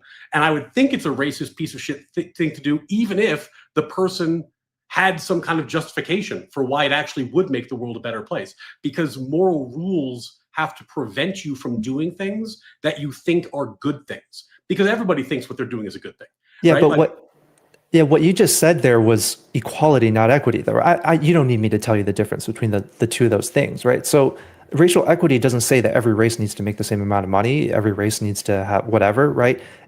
The goal is to rectify a historic and systemic issue that has been.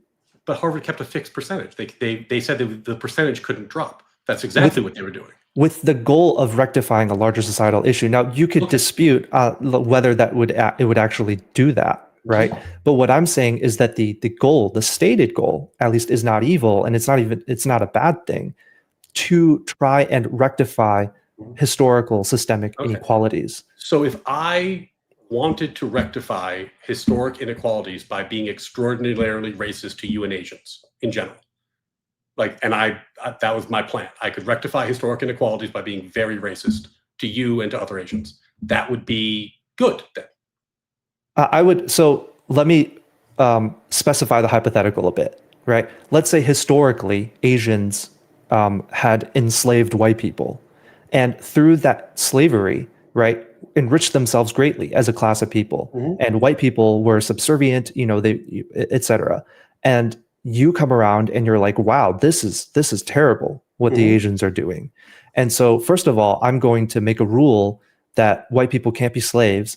And then for all of the wealth that the Asians have accumulated through this slavery, I'm going to force these Asians to distribute it to the white people that they have been historically enslaved, so that these white people can now get education, etc. I don't think that's a bad thing. No. Okay, so like Japan invaded China. It was particularly brutal and terrible. It happened a few times in history, and did very, very bad things in China. So maybe I won't be racist to Asians. I'll be racist to Japanese people because of their treatment of Chinese people. And what I'll do is I'll be very, very racist towards the Japanese and then make amends to the Chinese. Now, of course, these Japanese people didn't do the invading, and these Chinese people weren't the ones invaded, but they are descended from them and they look similar. So my racism is now a good thing, right? So that analogy isn't quite apt, because the brutality that the Japanese people didn't in the long run benefit Japan, right? So the racial equity is about so first of all, we did punish Japanese people specifically by nuking them, whereas we didn't nuke Asians. So it was a war. Yeah, we fought. Yeah. Okay, and then after the war, right, we forced Japan to disarm in ways that we didn't force China to do. Like, we imposed all of these restrictions on Japan that we did not impose on China. So we did those things. So basically, and I'm trying to be as charitable as I can. I mean, do you disagree with that? If white people in America had been sufficiently punished, then this wouldn't be an issue? Well, it's not punishment, right? It's making sure that the problem doesn't happen again. So, I mean, do you disagree with like the the post-World War II treaties that basically disarmed, Germany and Japan. I don't even know what I would be disagreeing with. The point I was making is that anyone can come up with a justification for why they would break a moral rule, and anyone can find a reason to do it. I don't know why the Democrats' reasons are given a special solicitude. I think but the moral rule isn't that you can't treat people differently based on an immutable characteristic, right? The moral rule is that you want to, well, I guess it depends on what your moral rule is. But if the moral rule is we need to ensure that people are not, that the life, liberty, and pursuit of happiness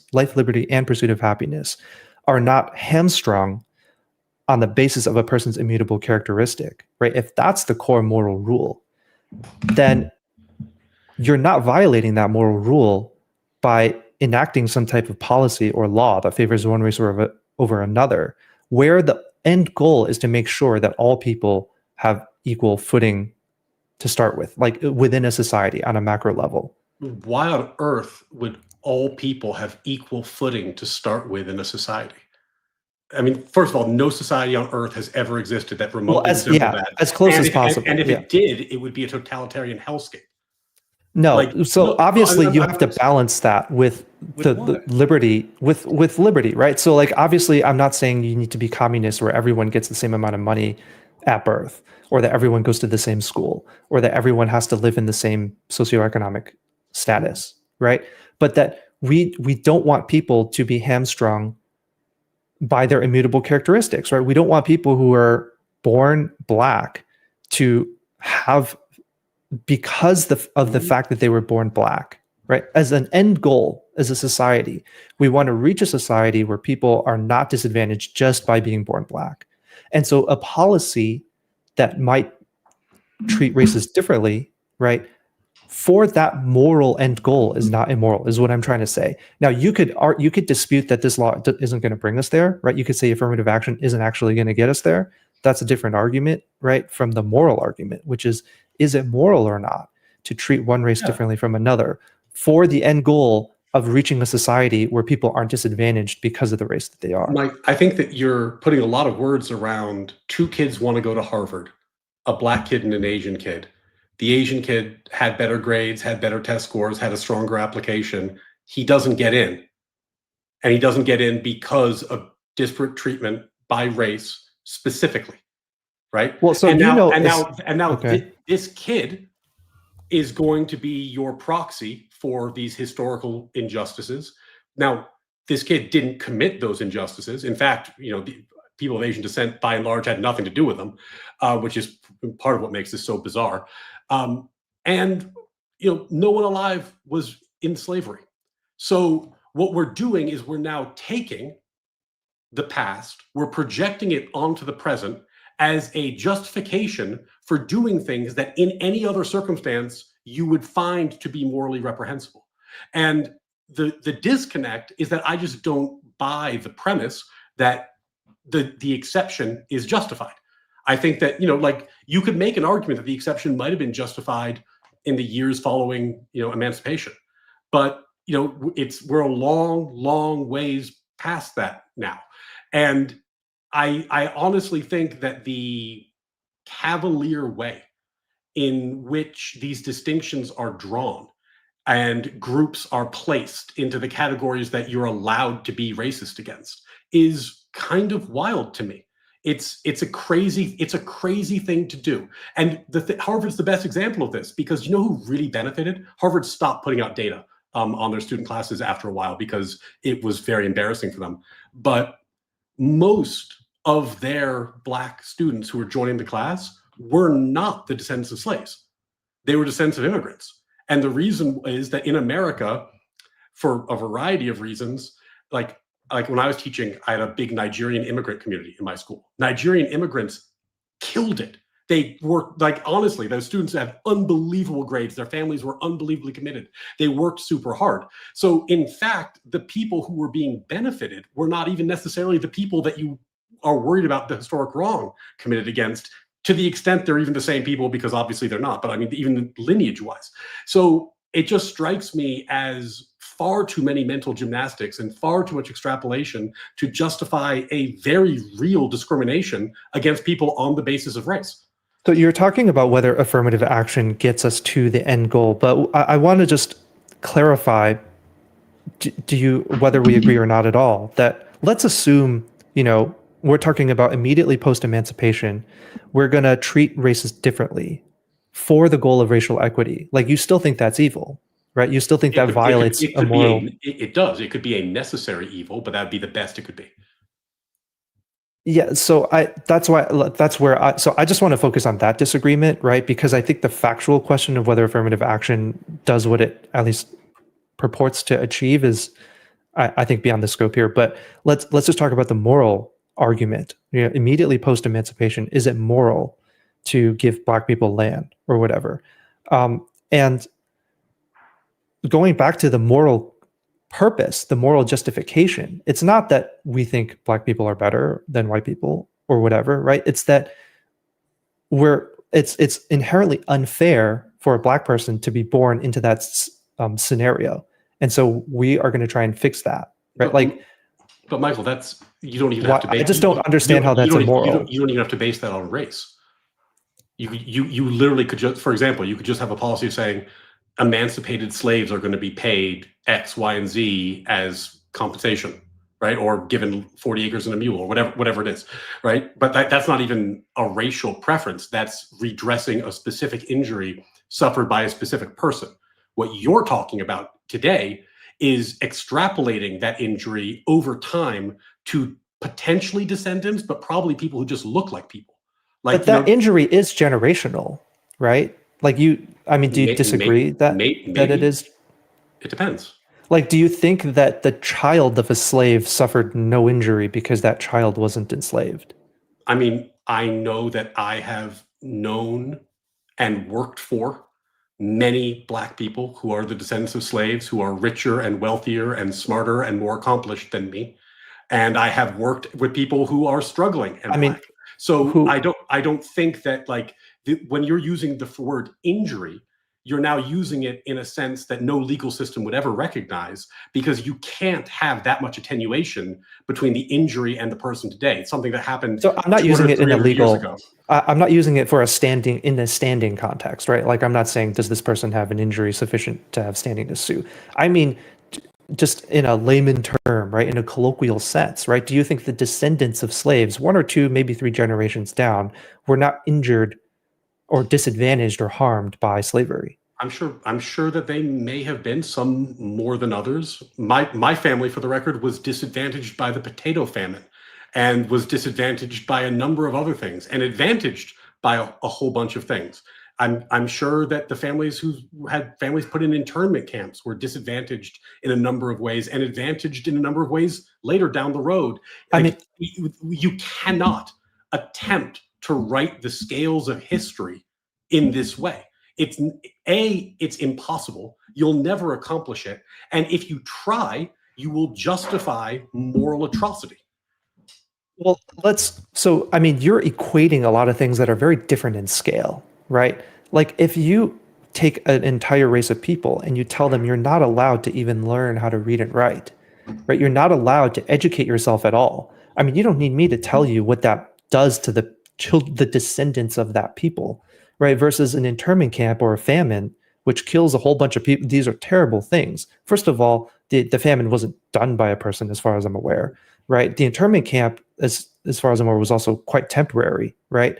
So sure, you could say that interning someone harms their children. Of course it does, to the extent that children weren't also interned, right? Because I think they were. But if we're talking about generations for multiple generations of people not being allowed to learn how to read and write and not being allowed to get the most basic education, of course their children are helpless, right? I just feel like these are such different things in scale that you can't really compare them. And this is why I was directing you to the zero-sum issue, right? Okay, let's say it seems like what you're concerned about, if I'm hearing you correctly, is that there are aspects of American history that were done by specific groups of people, right? Like slavery was done by white landowners in the South primarily, and like it was done to people. Like there was a moral wrong that was committed by those people that you're trying to rectify. Is that right? Not in as like not in a retributory way, but yes, I think where one group of people benefited and another group of people was disadvantaged. Yes, I think that happened. Okay. And that's why it's different than the potato famine, because one group of people benefited and the other one group of people was held back, and it was done intentionally. Well, no, so to clarify, in the context of, let's say a group of people suffered from a potato famine, I support giving them, that particular group of people, food and not other groups of people food. So I'm not saying that, like, in the case of a potato famine, we don't help anybody. Yeah, but you're saying that affirmative action is a good thing today, and I'm trying to figure out why this specific harm in your mind justifies it, whereas other harms do not. So, like, for example, the potato famine does not justify affirmative action for Irish people. I think we agree on that. So, I'm trying to figure out why you think that one doesn't and this one does. Well, I will say, like what you proffered was the intentionality of it and the fact that some people benefited and some people didn't. So is that right? Well, no. So I do think that there are certain. It's for me. It's the issue of scale. So, for example, you probably heard the stories of the classic North Korean refugees. North Koreans are Asian, right? But North Korean refugees in the admission system get a huge boost by nature of them being a North Korean refugee, right? So, like, yes, the scope and scale of generational harm done to you does justify, and I'll also add that it's not just because you were harmed, therefore we're going to give you a boost, right? It's that we acknowledge the generational harm and therefore we weight your scores differently. So, and I think you would agree with me, a poor person with zero resources scoring in the 80th percentile on the SAT is objectively more impressive than a rich person with all the resources in the world scoring in the 85th percentile or the 90th percentile, because it was much harder for the poor kid to get there. Right. So I think, like, that is also part of the consideration we hadn't talked about. But I think, but you don't need affirmative action to do that. Yeah. Like, so this is why affirmative action has always been such a joke. Like, you could do it by income level, you could do it by zip code, you could do it by telephone area code, all of which, by the way, are better proxies for disadvantage than race, because a lot of Black people who are applying to Harvard are not poor. Some of them are, but if you're applying for Harvard, you're applying to the top Ivy League schools. You're not talking about the median applicant of any pool. You're talking about the strongest applicants of any pool, who, as we all know, tend not to be economically disadvantaged. And if they are economically disadvantaged, you can weight an application for economic disadvantage without using race. So the idea that you had to give the bump for race in addition to that is the problem that I'm identifying. And you still have the issue of the two kids, the Asian kid and the Black kid, trying to get into Harvard. And when you kick the Asian kid out, right? Yeah, maybe you feel really good about the reasons why you did it, but that spot was lost, not because of anything that person did to deserve it, not because of anything that their ancestors even did to deserve it, which would already be a shitty rationale, but it wasn't even them. And oftentimes, the child who is getting the bump, especially in the case of Harvard, wasn't harmed by slavery. So it's a ridiculous tool. I'll agree with you, and I want to bring the fight back to whether it's evil or not, or AKA whether the Democratic Party is bad or evil for wanting to do this, as opposed to conceding that as implemented it was bad then, because. I will concede. Yeah, okay. I will concede that there are better ways to implement affirmative action in order to get to the stated goal that the Democrats had. Right. Okay. Like, I think that's fair. You could have a far more nuanced and detail-specific approach to affirmative action as opposed to blanketly looking at race. But I want to go back to whether the Democrats are evil for doing this. Right. Which I think you're staking out this principle, and to some extent, this is just a difference in philosophy, I suppose, and there's no real point in debating it. But you're saying anytime one race is treated, and I guess you would say the same for any immutable characteristic like gender, sexuality, etc., right? Anytime a person is treated differently under the law, that is evil. Even if, even in the case of, for example, right, immediately following emancipation, you might say it's necessary because society would be fractured, right, if you have some percentage of the people in that situation, but it's still evil. Is that right? Yeah, I mean that's like, if you think about like the way our founders viewed government, like government infringes on liberty. It, to that extent, it is morally wrong, but it might be a necessary evil. It's not that we, if you don't believe in necessary evil at all, you end up being like an ANCAP, because you'll say that we can't have any infringement on our moral values, because if there's any infringement, we have to fight it. And then like I had a great conversation with Fabian Liberty, who takes that perspective. But if you have I guess a more flexible view, then you'll say that there are situations in which values conflict and you end up in a necessary evil scenario, but that doesn't mean that you need to like embrace it. You should minimize it, right? Like that's what it means to have a necessary evil. You should do it as little as possible and to the less extent as possible. I think so. I mean, I think it's obvious that we have a different moral framework that we're working from. If your moral framework is that any infringement on liberty whatsoever is evil, including, for example, government or regulation, right, of any kind, is necessary. I'm not saying you're against government, like any government existing, but your moral framework suggests that basically the existence of a government is evil morally. I mean, I think we just have a fundamental disagreement on, as a matter of philosophy. The existence of government infringes on your liberty interests, right? Yeah. Well, so before we I do want to talk about the Supreme Court, and I want to zoom out from like this sort of first principles of philosophy debate, because if you're saying all government is evil, necessary evil, but evil, then I guess you saying that Democrats are evil doesn't. I also didn't say the Democrats are evil. That's the thing you said, but or that the Democratic policy is evil, right? Affirmative action is evil. A lot of the things that Democrats want to do, you would say are evil. Right? I think that our natural right to liberty is a moral claim, right? It's a moral claim about what is good. Well, yeah, I'm not fighting you on that. So then you want to the extent that infringement is necessary, it should be minimized because it is bad to infringe it. So you want to come up with a system that infringes it as little as possible. Similarly, I think we have a moral obligation to treat each other as individuals. So to the extent that we are going to infringe on that moral obligation, we ought to do it as little as possible. What bothers me about affirmative action is that there was no attempt to be minimal. The attempt was maximal.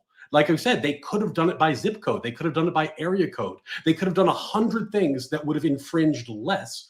But instead, they persisted in going for a very inefficient, I think we agree, non-functional system that made all kinds of category errors, and they weren't even trying to honor the moral principle. That bothers me. I think that is immoral. Yeah.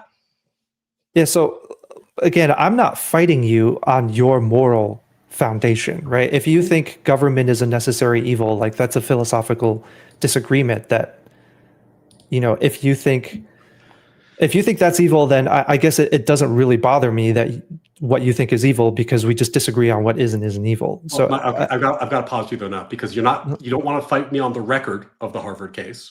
You don't want to fight about whether or not the Harvard affirmative action was actually a functional good system, and you don't want to argue about the philosophy.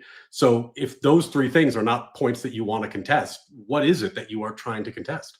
Well, one thing I wanted to explore was why you think it's evil. And I guess if you think it's evil because all government is evil, then affirmative action or government in general? Affirmative action. Like you think affirmative action is evil because we have an obligation all to government. treat each other no. Affirmative action is evil because we have an obligation to treat each other as individuals. And so you're saying your moral framework isn't that, because I'm a little bit lost. You're saying, because you were talking about any government being evil, but okay, so let's set that aside.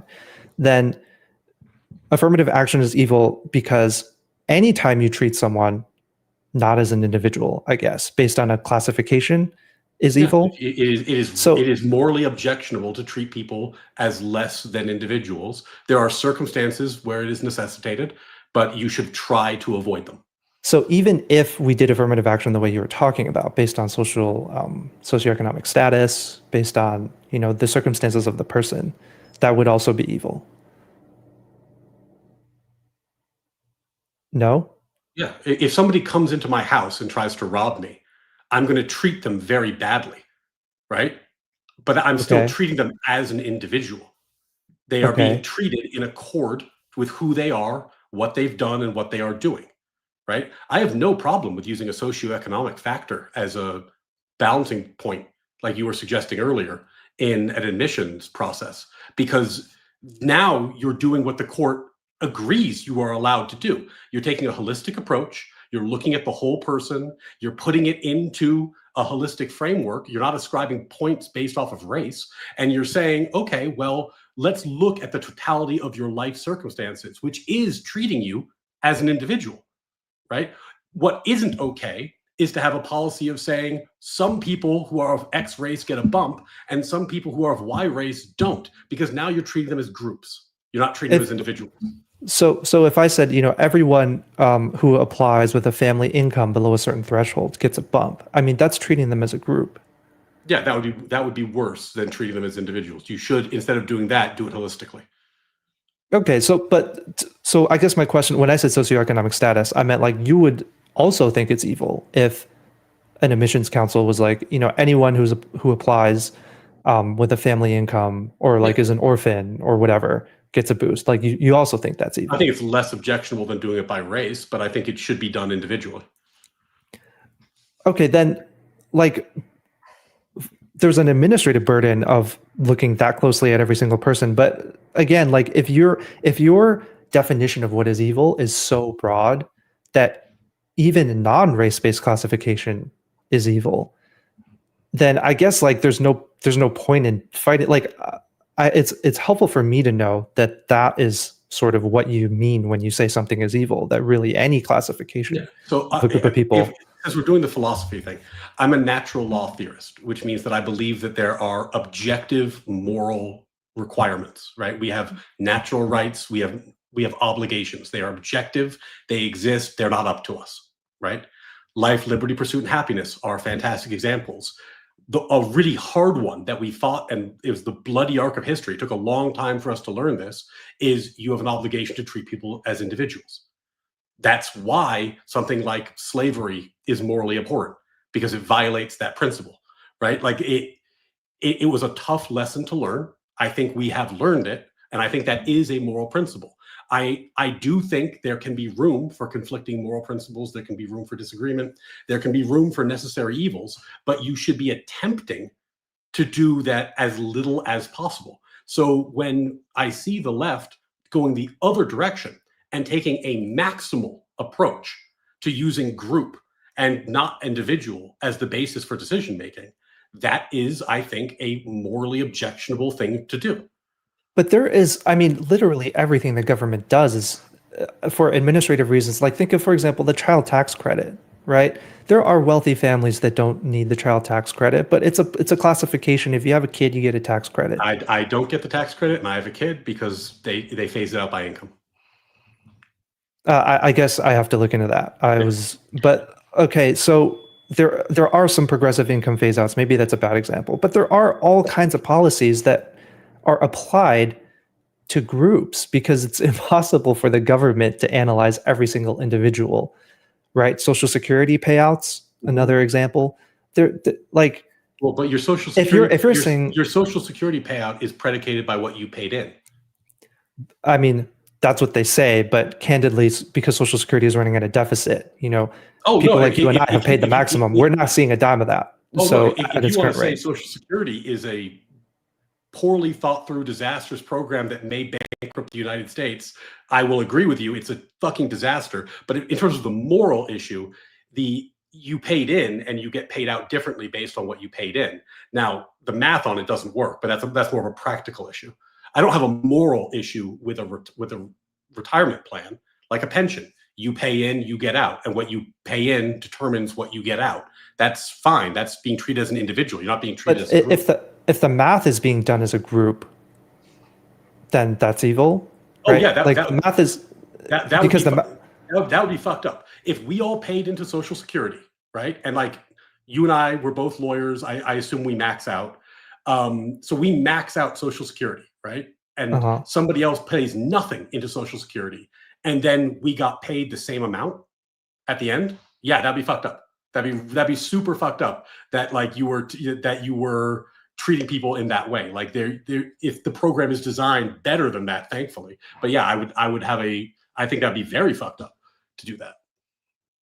Okay, I mean, I guess like you are viewing basically any time the government uses classifications to apply a rule or a law, that is evil, even if that classification is not race. It could be gender, it could be sexuality, it could be national origin as well, right? So I guess like that, because what comes to my mind is the immigration enforcement issues, particularly where before the government knows whether a person is an illegal immigrant or not. I mean, the Supreme Court ruled recently on using race as a determining factor for immigration raids. And so, again, I'm not saying a Trump bad thing, because that really wasn't even a Trump thing. This is a Republican policy point. Is like, do you think that's evil, right? That using racial classification to identify people that are more likely to be illegal immigrants is a bad thing? I haven't thought about that too much, and it's a complicated question. I don't think I've ever like spoken on that or written on that, so I don't know I have a off the top of my head like comprehensive answer. It raises a tricky question, because in an ideal world you would not do that, I think. Where it gets tricky is, if you look at the list, and for those of you who haven't read this decision, what the California court that got struck down said was that you can't use race, you can't use where they are, you can't use their language, and you can't use who they're associating with as indicators. And this got struck down, but at the time, I think that's the list. I haven't looked at it in a little while, so I hope I got that right. To determine whether or not somebody is here illegally. And which begs the question, if you can't look at those, what can you look at? So there was a challenge there that was a little bit tricky. The second challenge is the one that you get all the time in this context, which is citizen versus non-citizen. But yeah, if we're talking about like general philosophical abstractions, I think you should treat people individually. Now, an individual assessment, to your point earlier, Michael, can include race, but you have to assess them individually.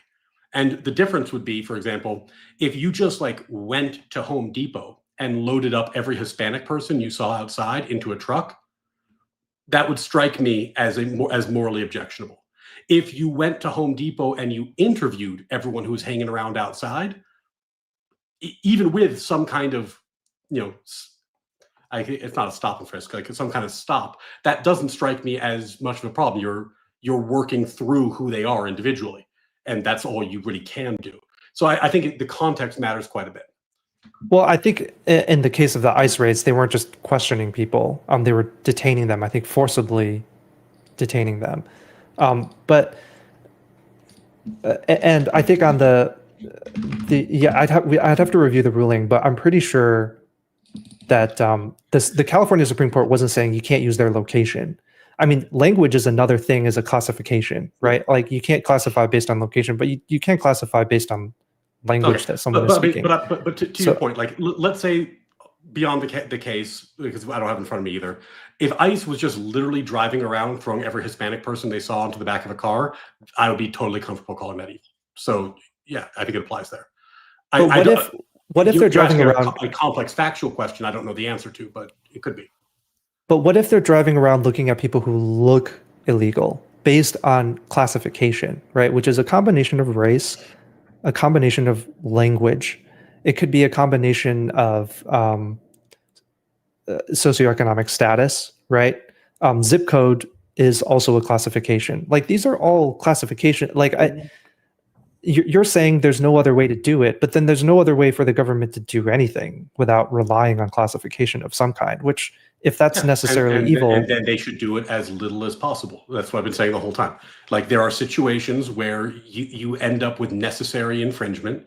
If you're an absolute purist, like an ANCAP, you'll say there can be no infringement ever, so the government shouldn't exist. But if the government is going to exist and it's going to execute its laws, then there will necessarily be infringement at times, and the goal is to minimize it. So yes, like if there's a situation where they're rounding up people for immigration, then yeah, they should do that in the way that minimizes the infringement. I'm not sure they can do it in a way that there's no infringement, but the goal should be to minimize the infringement. okay, so under that moral framework, then you're still weighting how much infringement is okay, right, for the particular outcome that you want, right? So in the context of immigration, you're weighing how much infringement is okay for the purpose of, deporting as many people as possible. Is that correct?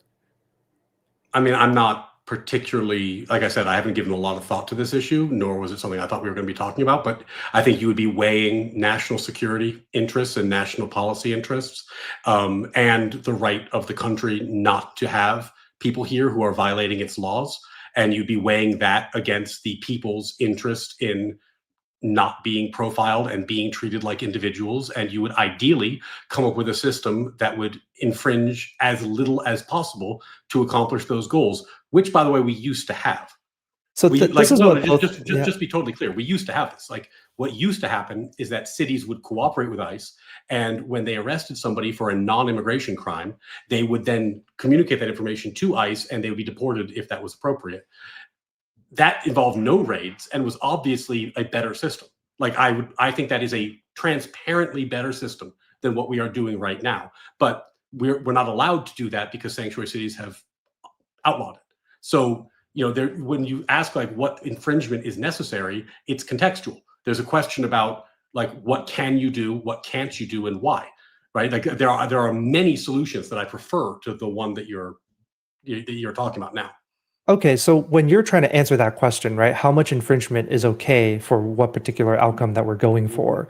What is your moral framework for answering that question, right? Because the first step is, okay, any infringement is evil, but some of it is okay if the outcome is desirable, right? You attempt to minimize it. You attempt to minimize it. So when you're weighing how much to minimize something, right, how much it should be minimized, what's your moral framework for determining that? Right, so maybe we go back to the emancipation example. Minimize means you try to minimize it, not like you try to do less of it. You try to minimize it. You try to reduce it to the extent you can. Yeah, but to answer that question, right? So if we go back to the immediately following post emancipation example, right? You would agree that it is necessary to infringe, under your moral framework, to infringe on some liberties, right, in order to rectify the problem. But how do you determine how much infringement is acceptable? I think that's a tough call. I think I don't think. Or what's your moral framework for that? I don't think applied ethics is evil. Is easy. I don't think you've given me that scenario. The scenario you gave me previously didn't require any infringement. You would just pay people for the harms they suffered. So, what fact pattern are you directing me to? Giving people land, giving Black people land. I mean, land is 100% zero sum. Immediately following slavery. Mm-hmm. Yeah, you're redressing the injury those people suffered individually. But what's your moral framework for determining is it okay to give land or is it only okay to give money? How much land to give? Like, what is your moral? Them as a group, you're treating them as individuals. No, you're saying all slaves. The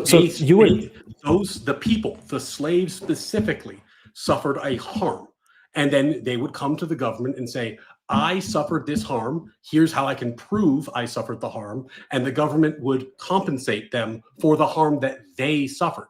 That's treating someone as an individual. That's not treating someone as a group member of a group. But we're talking about passing a law for a whole group. Like you're saying each slave sues the master or something and then gets a court to, issue some type of ruling. I'm saying that pattern is 100% distinct from the affirmative action fact pattern where you're talking about, I want to give a bump to somebody who is a race because in the past, other people of that race who may or may not be related to this person at all and may or not have any connection to this person at all suffered a harm. Now you are treating someone as a member of a group because you're basing your decisions not off of that person's life experiences, but off their membership in a group. Whereas in the scenario you laid out immediately post-slavery, what you're doing is saying you, individual, suffered a harm, and we are redressing that harm to you as an individual. We are not treating you as a member of a group. We are discussing the harm that you suffered. This is very distinct. I don't think these are at all similar. Then let's talk about something more systemic, maybe following Jim Crow, right? Civil Rights Act. So in that case, right, you're not able to point to, this one particular Black person who was denied going to a certain school or drinking from a certain water fountain. I mean, in that case, would you be against classification-based rules to sort of rectify the problem of Jim Crow? Okay, so basically, following Jim Crow, you would be against any type of class-based. If you came up with a system where individual people would show that they were themselves harmed, and then there was compensation or recompense based on that, that's not treating people as a group. But if you're saying that following Jim Crow, we then need to create group-based benefits and group-based consequences, then yes, I would disagree with that. Even though Jim Crow was itself group-based, a group-based harm. You've heard the phrase "two wrongs don't make a right." No, I'm not saying that. I'm not saying that two wrongs make a right here. I mean, when you implement a group-based harm, it seems like in order to fix that harm, I didn't. No. When someone implements a group-based, when someone implements a group-based harm, the method for rectifying that group-based harm makes sense to me that it should also be group-based.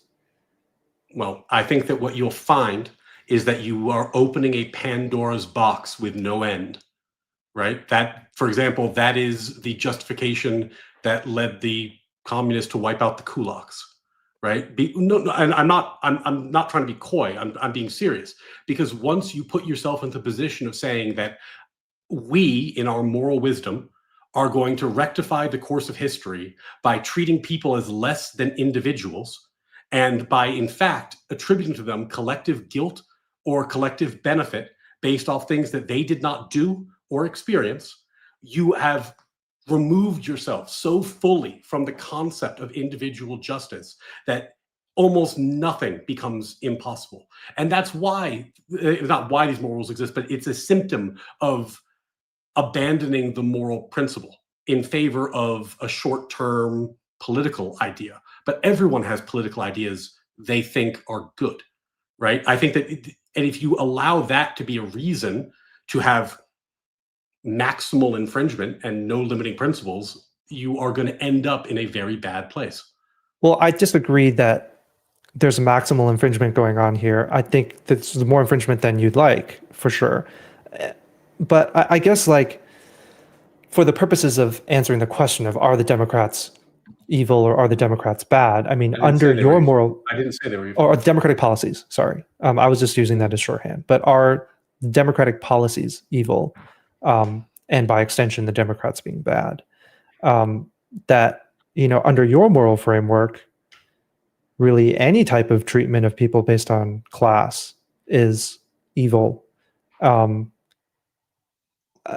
I mean, that's a philosophical, like, I didn't come into this for a philosophical debate. I mean, I guess we could have that philosophical discussion at another point, but that does provide color for what you're saying, at least to me, whenever you say, like, affirmative action is just as evil, or not just as evil, but is of equal severity in your mind to the more on its face constitutional, anti-constitutional conduct from the Republican Party.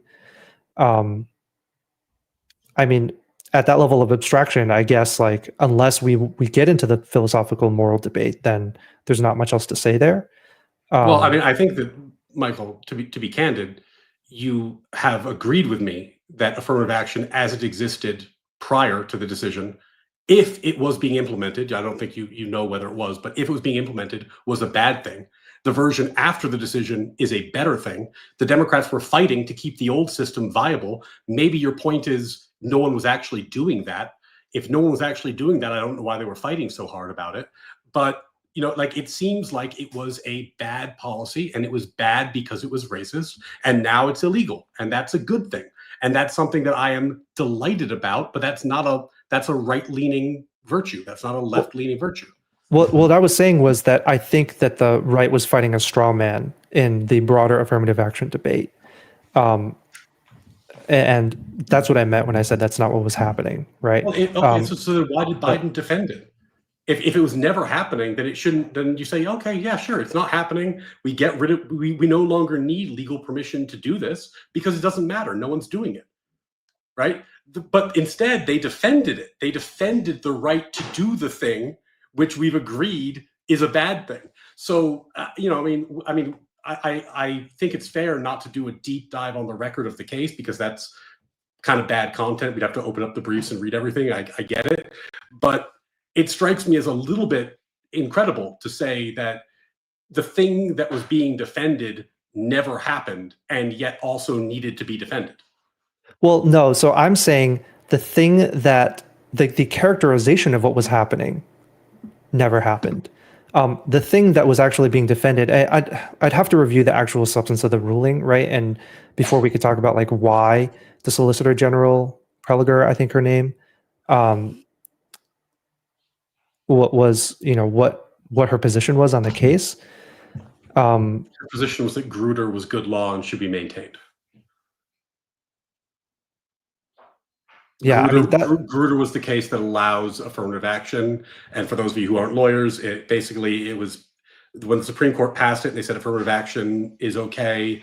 The Supreme Court expressly said this is a violation of constitutional norms. This is a problem, but we think that it is remedial to past harms, and we should revisit it in 25 years because hopefully this sort of thing is no longer necessary because in and of itself, it is a problem.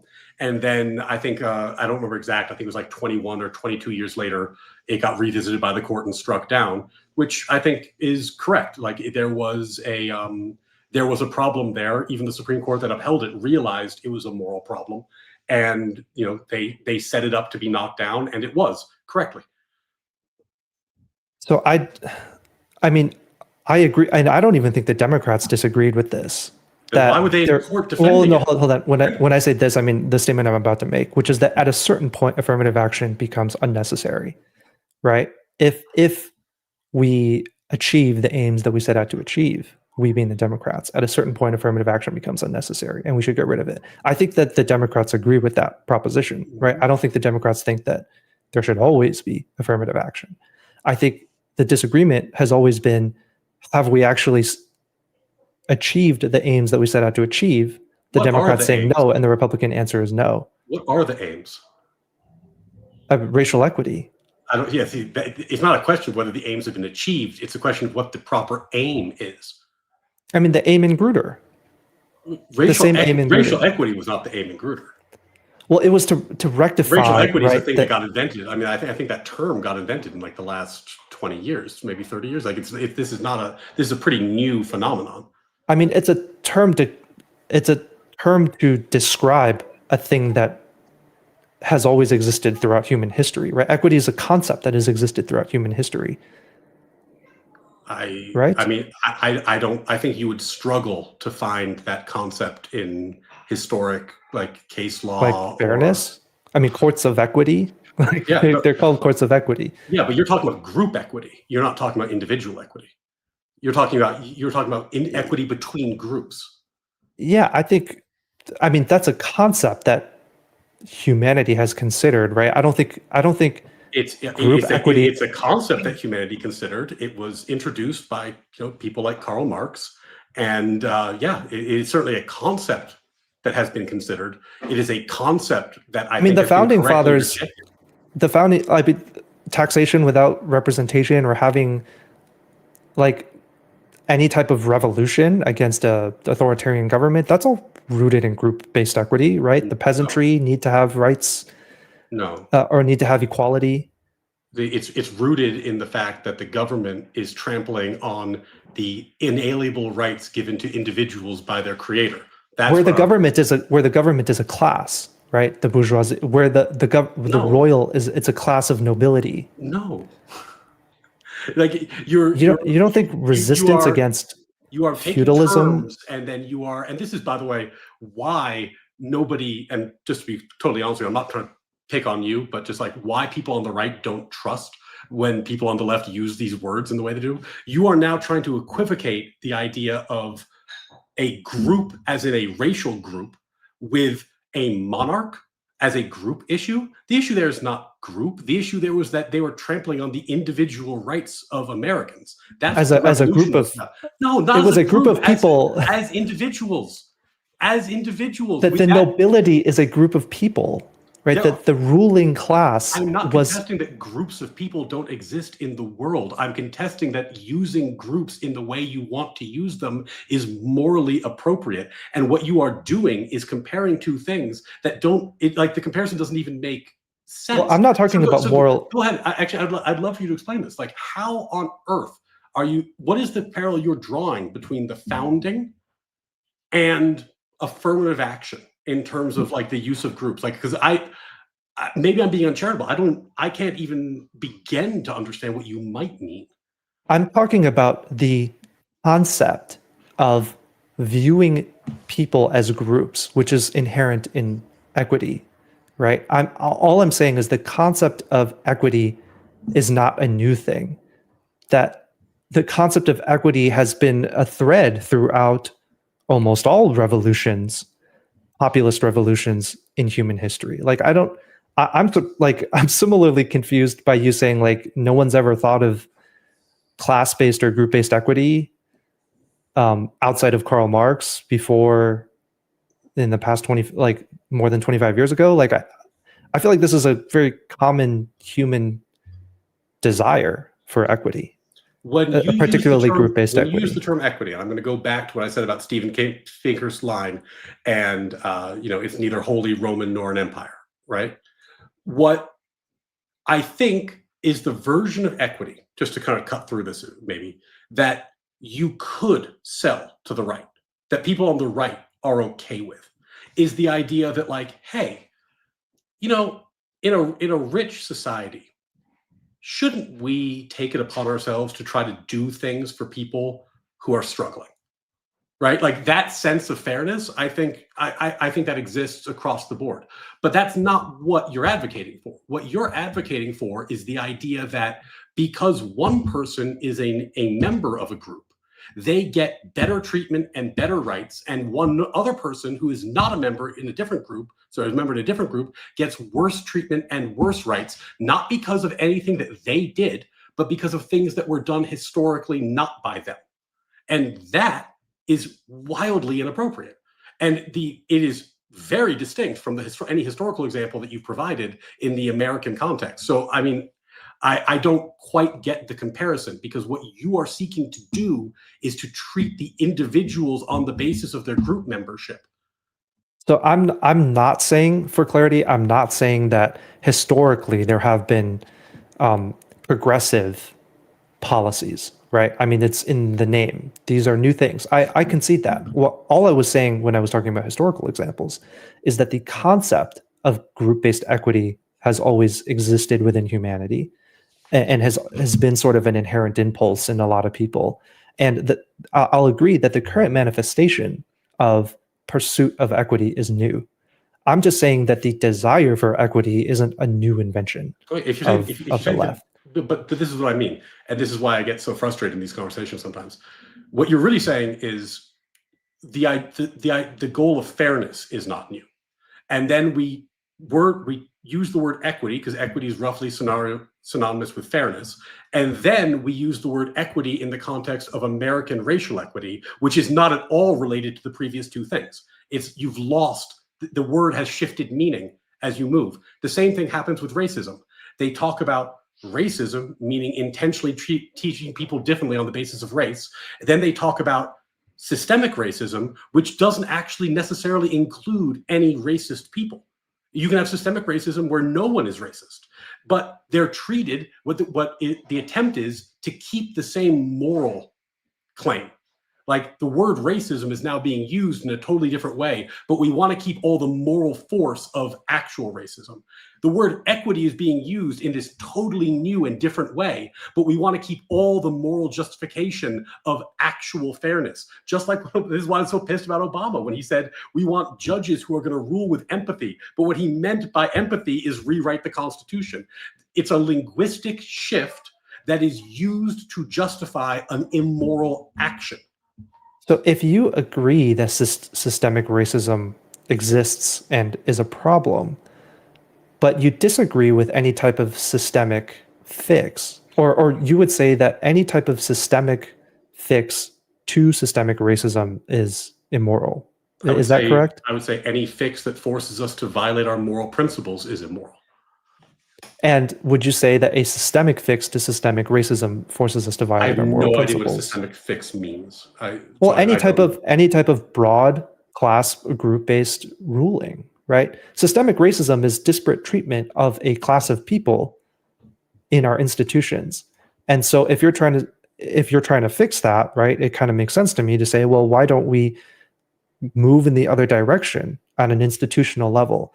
But you're saying that moving, if Black people are systemically disfavored in our institutions, exists and is a problem, but we can't fix that by systemically favoring Black people in our institutions. Let me explain to you why this view I find so problematic. There's a very classic example of systemic racism given by Coleman Hughes, and it's one of my favorites because it's so clear. At the district court level, when people go to trial, for those of you who aren't lawyers, there's a court reporter who takes a transcript. The transcript is very important because if you appeal your conviction, then when you go to appeal, that's the record. And if the record has mistakes, that could impact your ability to get an appeal, right? So Black defendants in our criminal justice system have more errors in their transcripts than white defendants. This is not because the court reporters are racist, but it's because there are differences in the way people speak and dialects, and especially for a new court reporter who hasn't been in the business long enough, there might be transcription errors. So you have a systemic impact. Black people have more erroneous transcripts when they go to the appellate court, right? I would be very opposed to saying, so let's just grant 10% of those appeals on the basis of race. Like, we know there's errors, we want to combat the errors, so let's just say 10% of the appeals by Black defendants are just automatically granted, right? Would you be opposed? It's a systemic fix. It's a wildly inappropriate fix. But it is a systemic fix, right? Would you be opposed to a judicial rule that says for Black defendants, we're going to take a closer look at the transcripts? Yes. Oh my God, yes. If you're going to give people more legal rights, so you're giving them a legal right that is unavailable to people of different races? So you gave one example of systemic racism, right? There has been, and I'll just give you a couple examples. So my question then is, how do you fix these? My question is, how do you fix this? It without violating the right? How do you do that? For example, you could provide training to court reporters so that they are exposed to more dialects early on. You could have a shadowing program or expand an existing shadowing program so the court reporters are exposed to more dialects and less prone to make error. You could have any number of fixes that don't trample on anybody's individual rights that would ameliorate the problem without creating a moral catastrophe. So leaping to we're going to give people more legal rights on the basis of their race is fucking crazy. So I have two questions. I mean, would you basically support allocation of tax dollars and resources to sort of this enhanced training for court reporters solely for the benefit of Black defendants, right? Because it's not solely for the benefit of Black defendants. Well, ostensibly, the Democrats might not say it's for the Black defendants, but then the Republicans are going to say, "Oh, these are just tax dollars." This is not a trivial difference. The reason why it's good to treat applicants for college as individuals is that, you know what, when you look at the individual, you might find out that yes, there are systemic issues in America. Yes, more of your applicants who are Black are poor, but it turns out this kid from West Virginia who's white is also dirt poor and also super disadvantaged. And The solution that's treating people as individuals will help him just as much as it helps somebody else of another race. When you come up with a solution like the ones I propose, like an enhanced training program, that would benefit people who have all sorts of dialectical issues, not just Black people. It would also help Black people, as opposed to the thing that I said was inappropriate, which would be generalizing this problem to create a legal right on the basis of race, which is essentially what affirmative action was doing. So I think then, I mean, what you're advocating for in a lot of these instances is increased government spending for the purposes of fixing systemic racism, which I find to be inherently fairly left-wing because it is government spending, right? And I suppose, do you agree with that characterization? Like, you would be in favor of increased government spending to fix these systemic problems, right? Depends on the problem, depends on the proposed solution. But let's assume that solution would be effective. As a general Your principle, example, I don't know. like let's Let's assume program, sure, yeah, that seems like a reasonable fix. Additional training could be, I mean, training could be expensive, but what I'm saying is, let's assume that the fix would solve the problem. You would be in favor of government spending to fix systemic racism, right? I am not opposed to the government solving problems. Now, I am a limited government person, so you're going to run into other principles. But since we're talking about this particular principle, and I'm trying to not do everything all at once, like, I'm not opposed to the idea of people using the government to fix social problems. I'm opposed to people violating moral rules, like treat people like individuals in the process of doing it. Okay, I mean, I really don't think that the Democrats would, if you were to offer the Democrats two options, one is you just do affirmative action, race-based only, nothing else. The second option is we spend a whole bunch of money and time training and building out our individualized admissions processes in our public universities and our private universities that have public funds, and allow for the sort of individualized approach. I mean, I don't think the Democrats would be opposed to that. I think this is a question of resources. And so in a world where, in a universe where we don't have the resources to train the court reporters, we don't have the resources to give such a close look to every single applicant, do we, between the option of doing nothing, or do we do this ham-fisted approach? I'll admit it's ham-fisted, right? Do we do this ham-fisted approach to try and fix systemic racism? If those are the only two options, I guess that's where we differ, where you say it's better to do nothing than to do this ham-fisted approach. Whereas, I'm saying it's better to try and fix the systemic racism, even if it is ham-fisted, in a temporary manner. Mike, I think that's where we disagree, right? That's what moral principles are. They limit your behavior. Okay, and so, like that like when I say that it's objectionable, I'm saying that we shouldn't do it. And like you're saying, well, we could do it anyway, and it's like, yeah, it would be objectionable. You shouldn't do it. That's what it means. Okay, whether we should or shouldn't, I guess, goes back to the philosophical debate, which maybe we can schedule for another time. It's the thing you just mentioned. You said, like, if you have a choice between these two things, should you do nothing, or should you do the thing that is ham-fisted, meaning overtly racist? You should not do the overtly racist thing because it's overtly racist, and you should instead do nothing or come up with something that is not overtly racist. I mean, I disagree that it's overtly racist. Again, going back to the point that it's not based in a class hierarchical. You redefine the word racism. But if you like, the thing about redefining the word racism in the way that you've described it is that when you redefine a word, but you keep the same actual descriptive word that you're using with others, you are assuming that they will give it the same weight that they historically did. But what we are discovering in real time right now in our society is that if you redefine words, equity, racism, fascist, Nazi, to the point where no one knows what they mean anymore, or worse, they just stop giving a shit about it, then eventually what you're going to end up with people is saying, like, I don't care about that anymore. And this is what's happening to us in real time.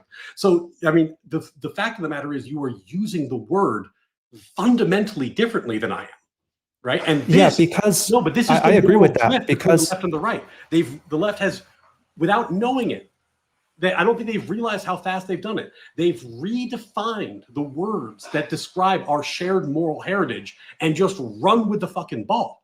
And people on the right are saying, well, I don't think any of those words mean what you think they mean. And if we don't have a shared language, then we're in a Tower of Babel scenario. Here's my issue with, and I agree with you in that I'm trying to redefine, or I wouldn't say redefine, but I'm certainly operating under a different definition of racism than you are, because what I'm trying to avoid is the equivocation between, for example, what the Ku Klux Klan was doing and what affirmative action is, because both of those things under your definition are racist, right? Yeah, they're both racist. One's worse than the other, but they're both racist. Yeah. Yeah, but I wouldn't.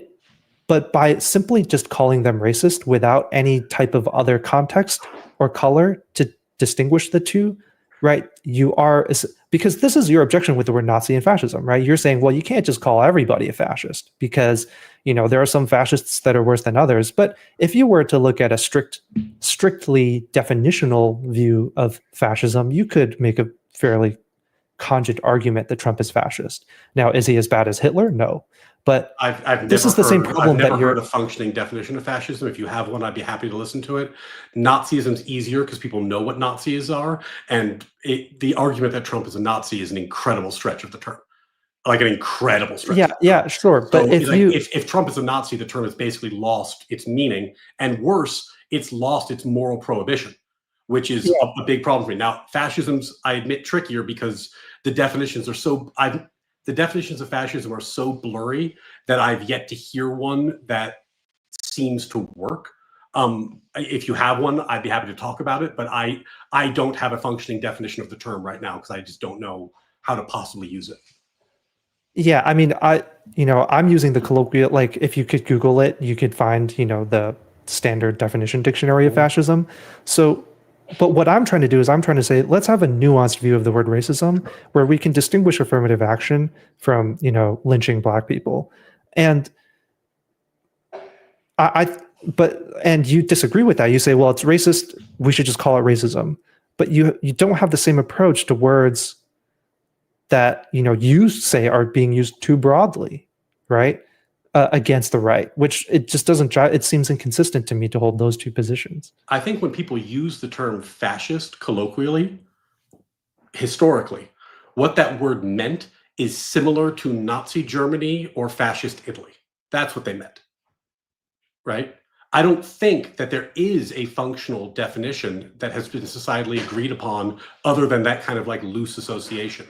I would love to see one, but the ones that I have seen so far, they are way too broad and they apply to huge swaths of human history in a way that I think makes them untenable. Now, Nazism, I think, had a very tight definition. I think people knew what Nazism meant, so it's an easier example to understand how it's being stretched. Racism, I don't think, was a tough definition.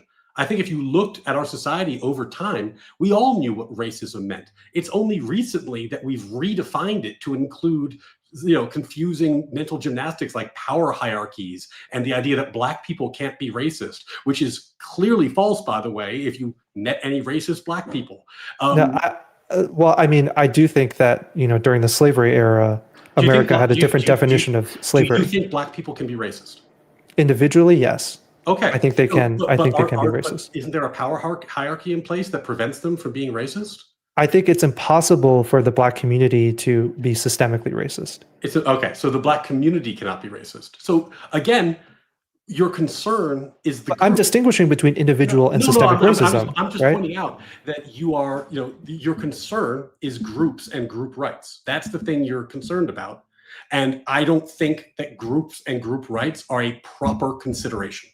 It is not the sort of thing that we ought to be doing, because when you treat people as groups instead of as individuals, you are making a moral mistake, right? But you have acknowledged systemic racism and institutional racism as being a problem that exists.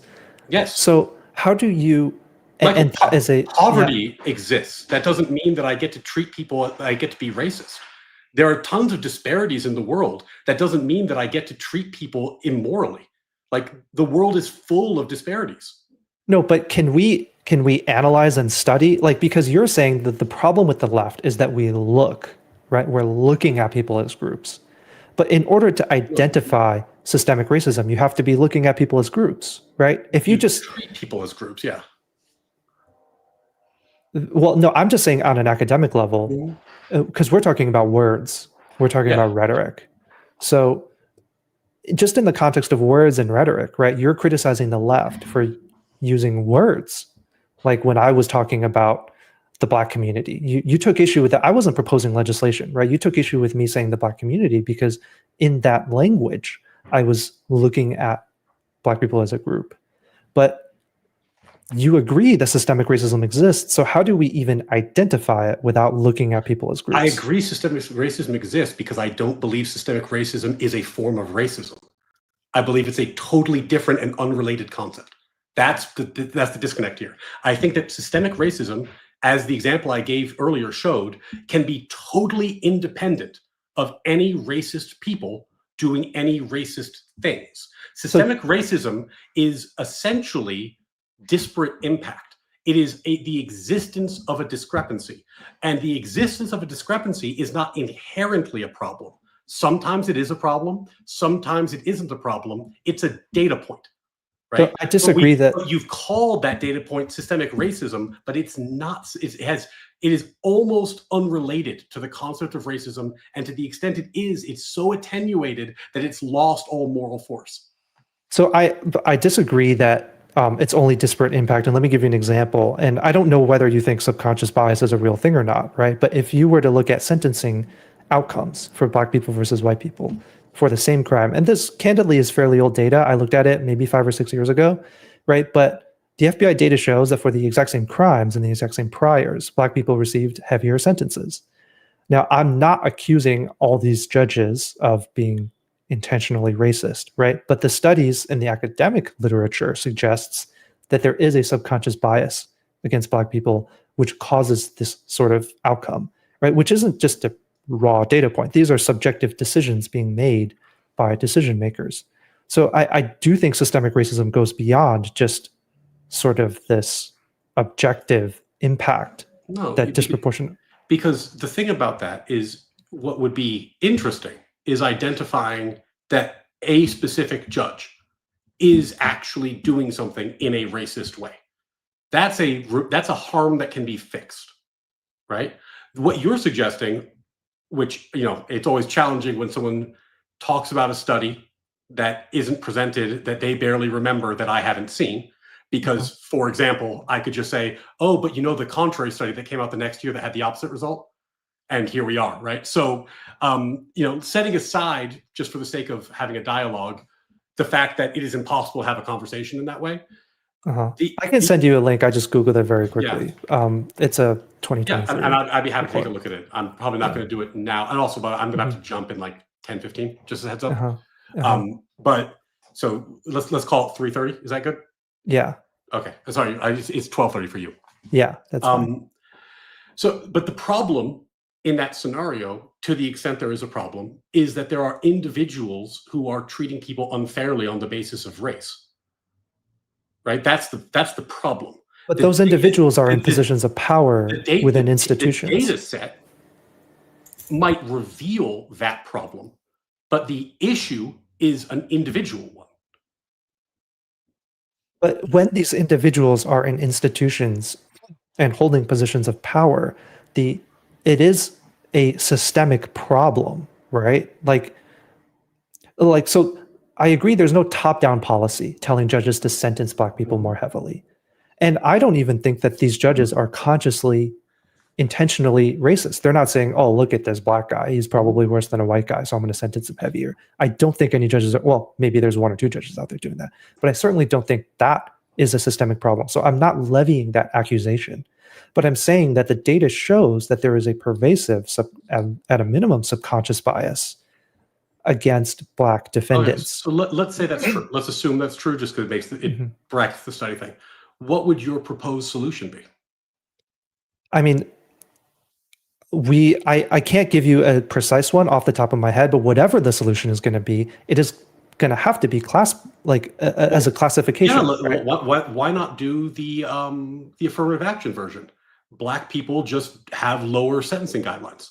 That way we control for it. We just take 5 years off of every Black defendant's sentence. That way we No. normalize the data. No, Well, so does- I mean, does it- certainly does- that's not. No, but why would that be a problem for you? It solves the Because- problem, and Well, I'm doing it on a group basis. What's wrong with my solution? Well, it doesn't necessarily solve the problem, but what we're engaging now is sort of this Why wouldn't it solve the problem? balancing. You said that there's a disparity in sentencing. I'm proposing to eliminate it by making it so that Black people always have lesser sentences. Why wouldn't that solve the problem? Because it doesn't attack the root cause, right? Well, who cares about the root cause? Now the sentences are the same. Well, why can't we attack the root cause? If the goal is to fix, Why why should we? If we're allowed to do group-based solutions like you favored in the affirmative action context, why can't I just do a group-based solution here? because not all group-based solutions are the same, right? I could say, let's give every Black person $1 million. That's a group-based solution. Yeah. But I'm not in favor of giving all Black people $1 million. Why not? It would Because solve, it's it would not- solve income because- inequality. Because it's not tailored to the, like, it's not tailored to the like, I agree that there has to be a balancing, right? Like I've never contested, and I don't think any Democrats contest, that there are limiting principles. Mike, the these reason I gave policies. you the sentencing example is because it is obviously immoral to change someone's criminal sentence expressly on the basis of their race. Just like it is obviously immoral to change someone's application status on the basis of their race. The issue is that you know this is immoral. You feel it to be immoral. It rubs you the wrong way when I propose it as a solution because you know it is wrong. The issue is that the left just justifies that same sort of solution in other contexts. And what I'm saying is you need to stop doing that. You need to find solutions that do not infringe on individual liberty and the treating people and the obligation to treat people as an individual. And that should be our goal. So when you see, let's call it a systemic issue, that's a data point. You decide as a people whether or not it's a problem that needs to be fixed or not. Not all of them need to be fixed, but some might. And then when you come up with a solution, you have to come up with a solution that is morally palpable. And I think that's obvious, and I think the fact that you wouldn't sign on to my proposed solution is perfect evidence of the fact that you know it's not morally palpable to do that sort of group-based work. So I don't even, like, what I'm trying to say, and I don't think that the Democrats, again, in a vacuum, the Democrats aren't in favor of affirmative action, right? The Democrats aren't saying, like, Are you saying in a Imagine- vacuum, like in a world with no history? in a world with no data that shows any type of systemic racism. So let's say there is literally no data or evidence that there is systemic racism or discrimination or even disparate outcomes for Black people. In that world, the Democrats would certainly not support affirmative action. So I agree with you that, again, in a vacuum, that it is immoral. But when we're talking about a pervasive and serious societal issue like systemic racism, and we're thinking about how to fix it, sure, maybe we could throw a whole bunch of money at it. I don't know how much money that would be, but we could do that as one approach. Absent those resources and absent the sort of political will to spend that kind of money improving our admissions processes or building out the resources, then I at a minimum don't think that it is immoral for Democrats to try and fix systemic racism, because I mean I think By you've what? agreed that By what? By doing what? You said, yeah. okay, so I proposed a solution. You found it was immoral. Yeah, I agree. What is it that you think that there is? What are the boundaries? Because you're okay with group-based solutions. I don't understand the distinction you're drawing. What is it that you think is the boundary between an appropriate and an inappropriate group-based solution? The same way you determine when shooting someone in self-defense or not is moral or immoral, right? That, like, you could say, shooting someone is immoral, but in the context of self-defense, it is. So in certain contexts, right, an action that would otherwise be immoral in a vacuum is justifiable, but that context is the analysis that we would have to go through, right? Like, how much? So for how many points? Should we do a point system? Should we do some other type of metric, right? Even the act of enabling diversity statements, right? Allowing applicants to submit diversity statements,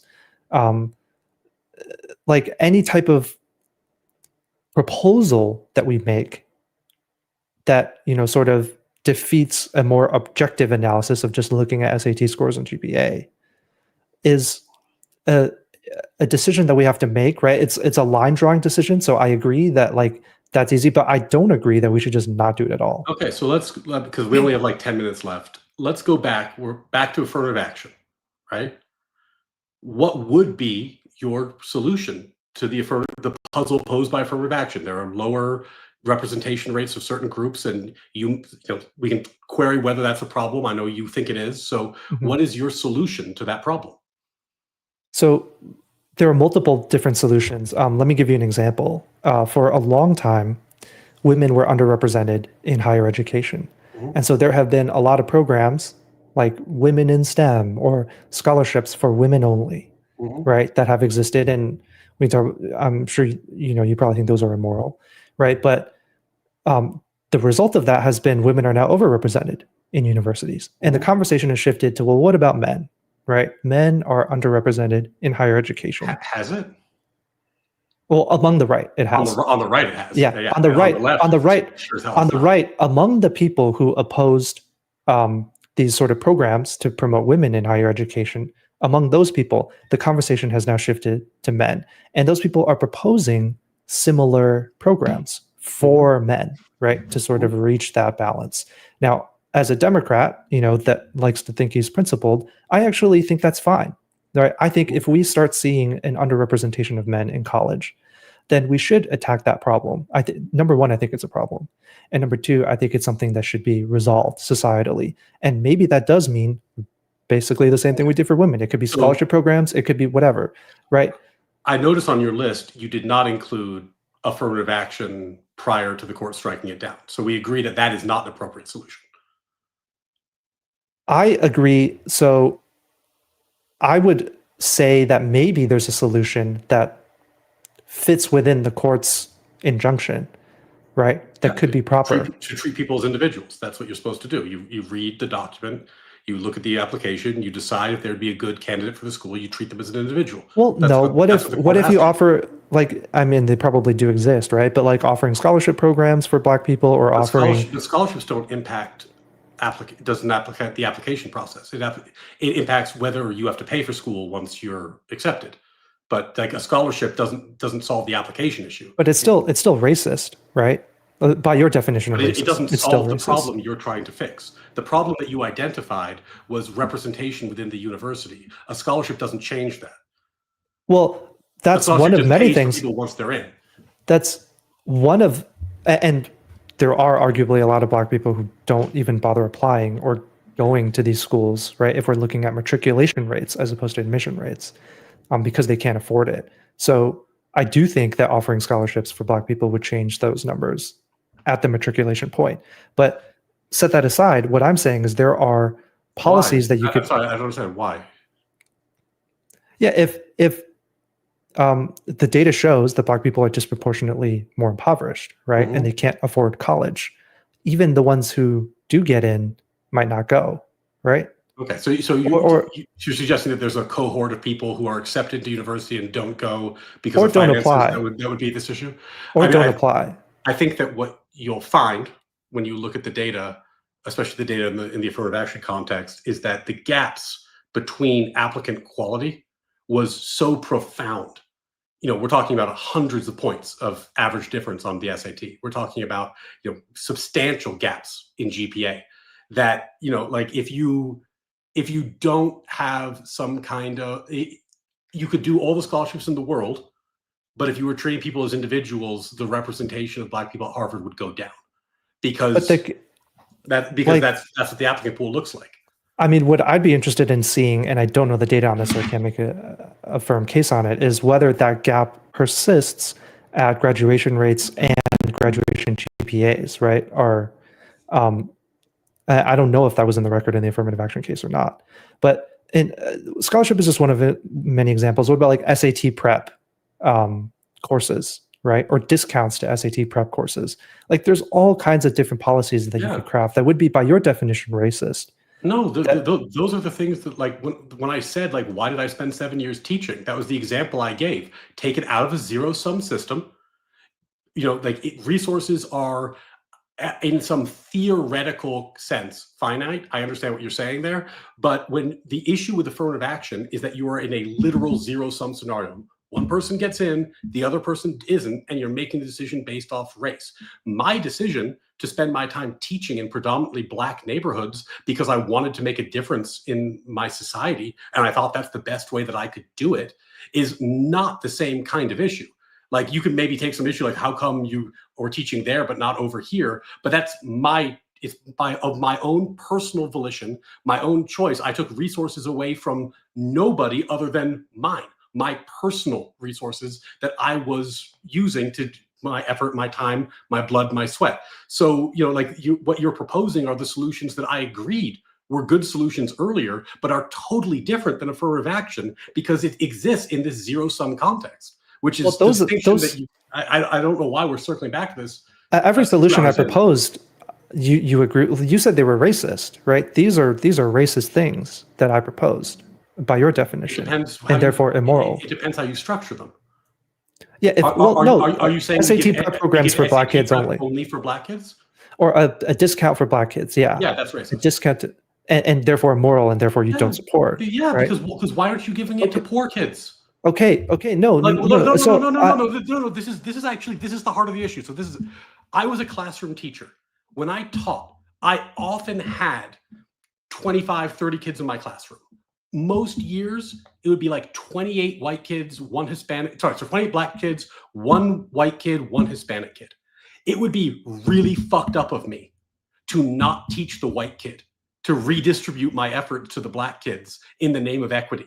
Like, why the fuck would I disadvantage that one kid because of some historic wrong? What my job was to help everyone there. And you know what? Because I was helping everyone there, it disproportionately helped Black people, but I did it without having to be racist. And that's the point. So you want to give discounts? That's great. Give discounts to poor kids. Why are white poor kids or Asian poor kids or Hispanic poor kids undeserving of cheaper SAT prep?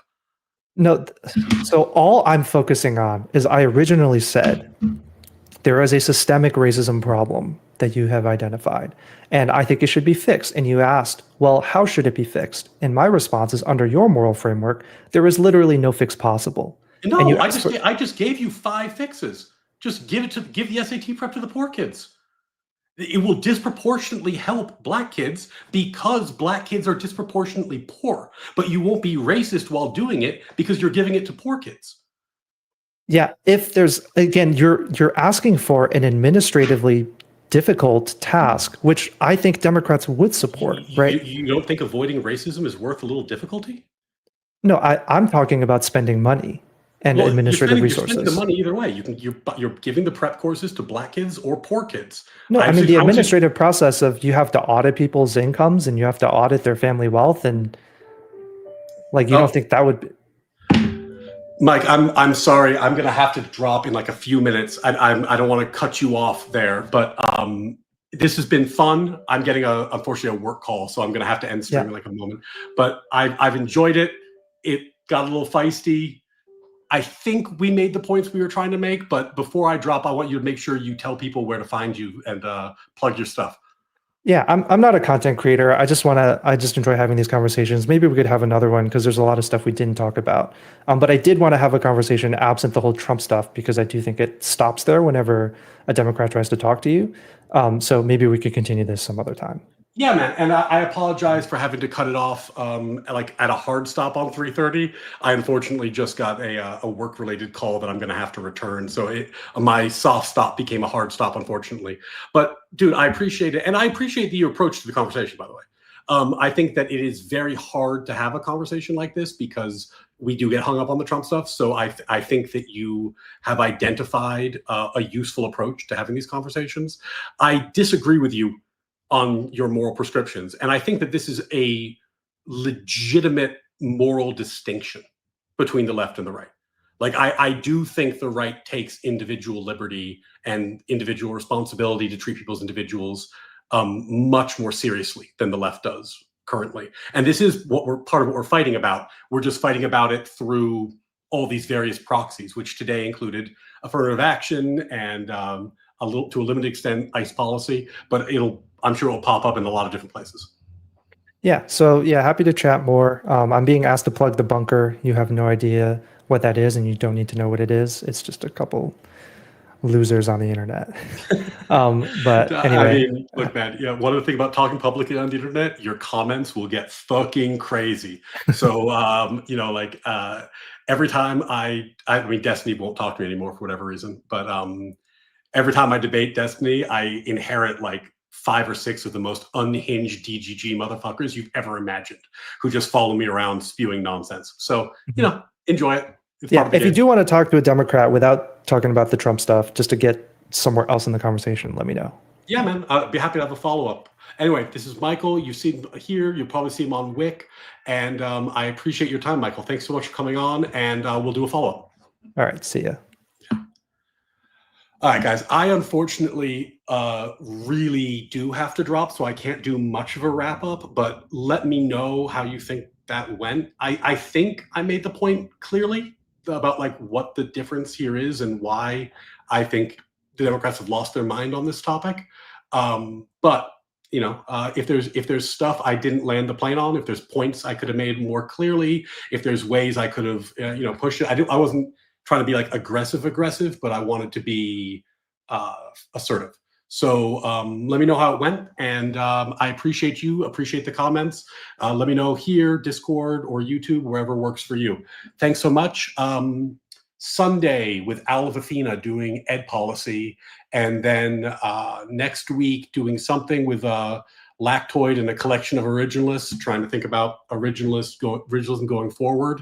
And then we gotta at some point we gotta get the next episode of, what is it, Talali.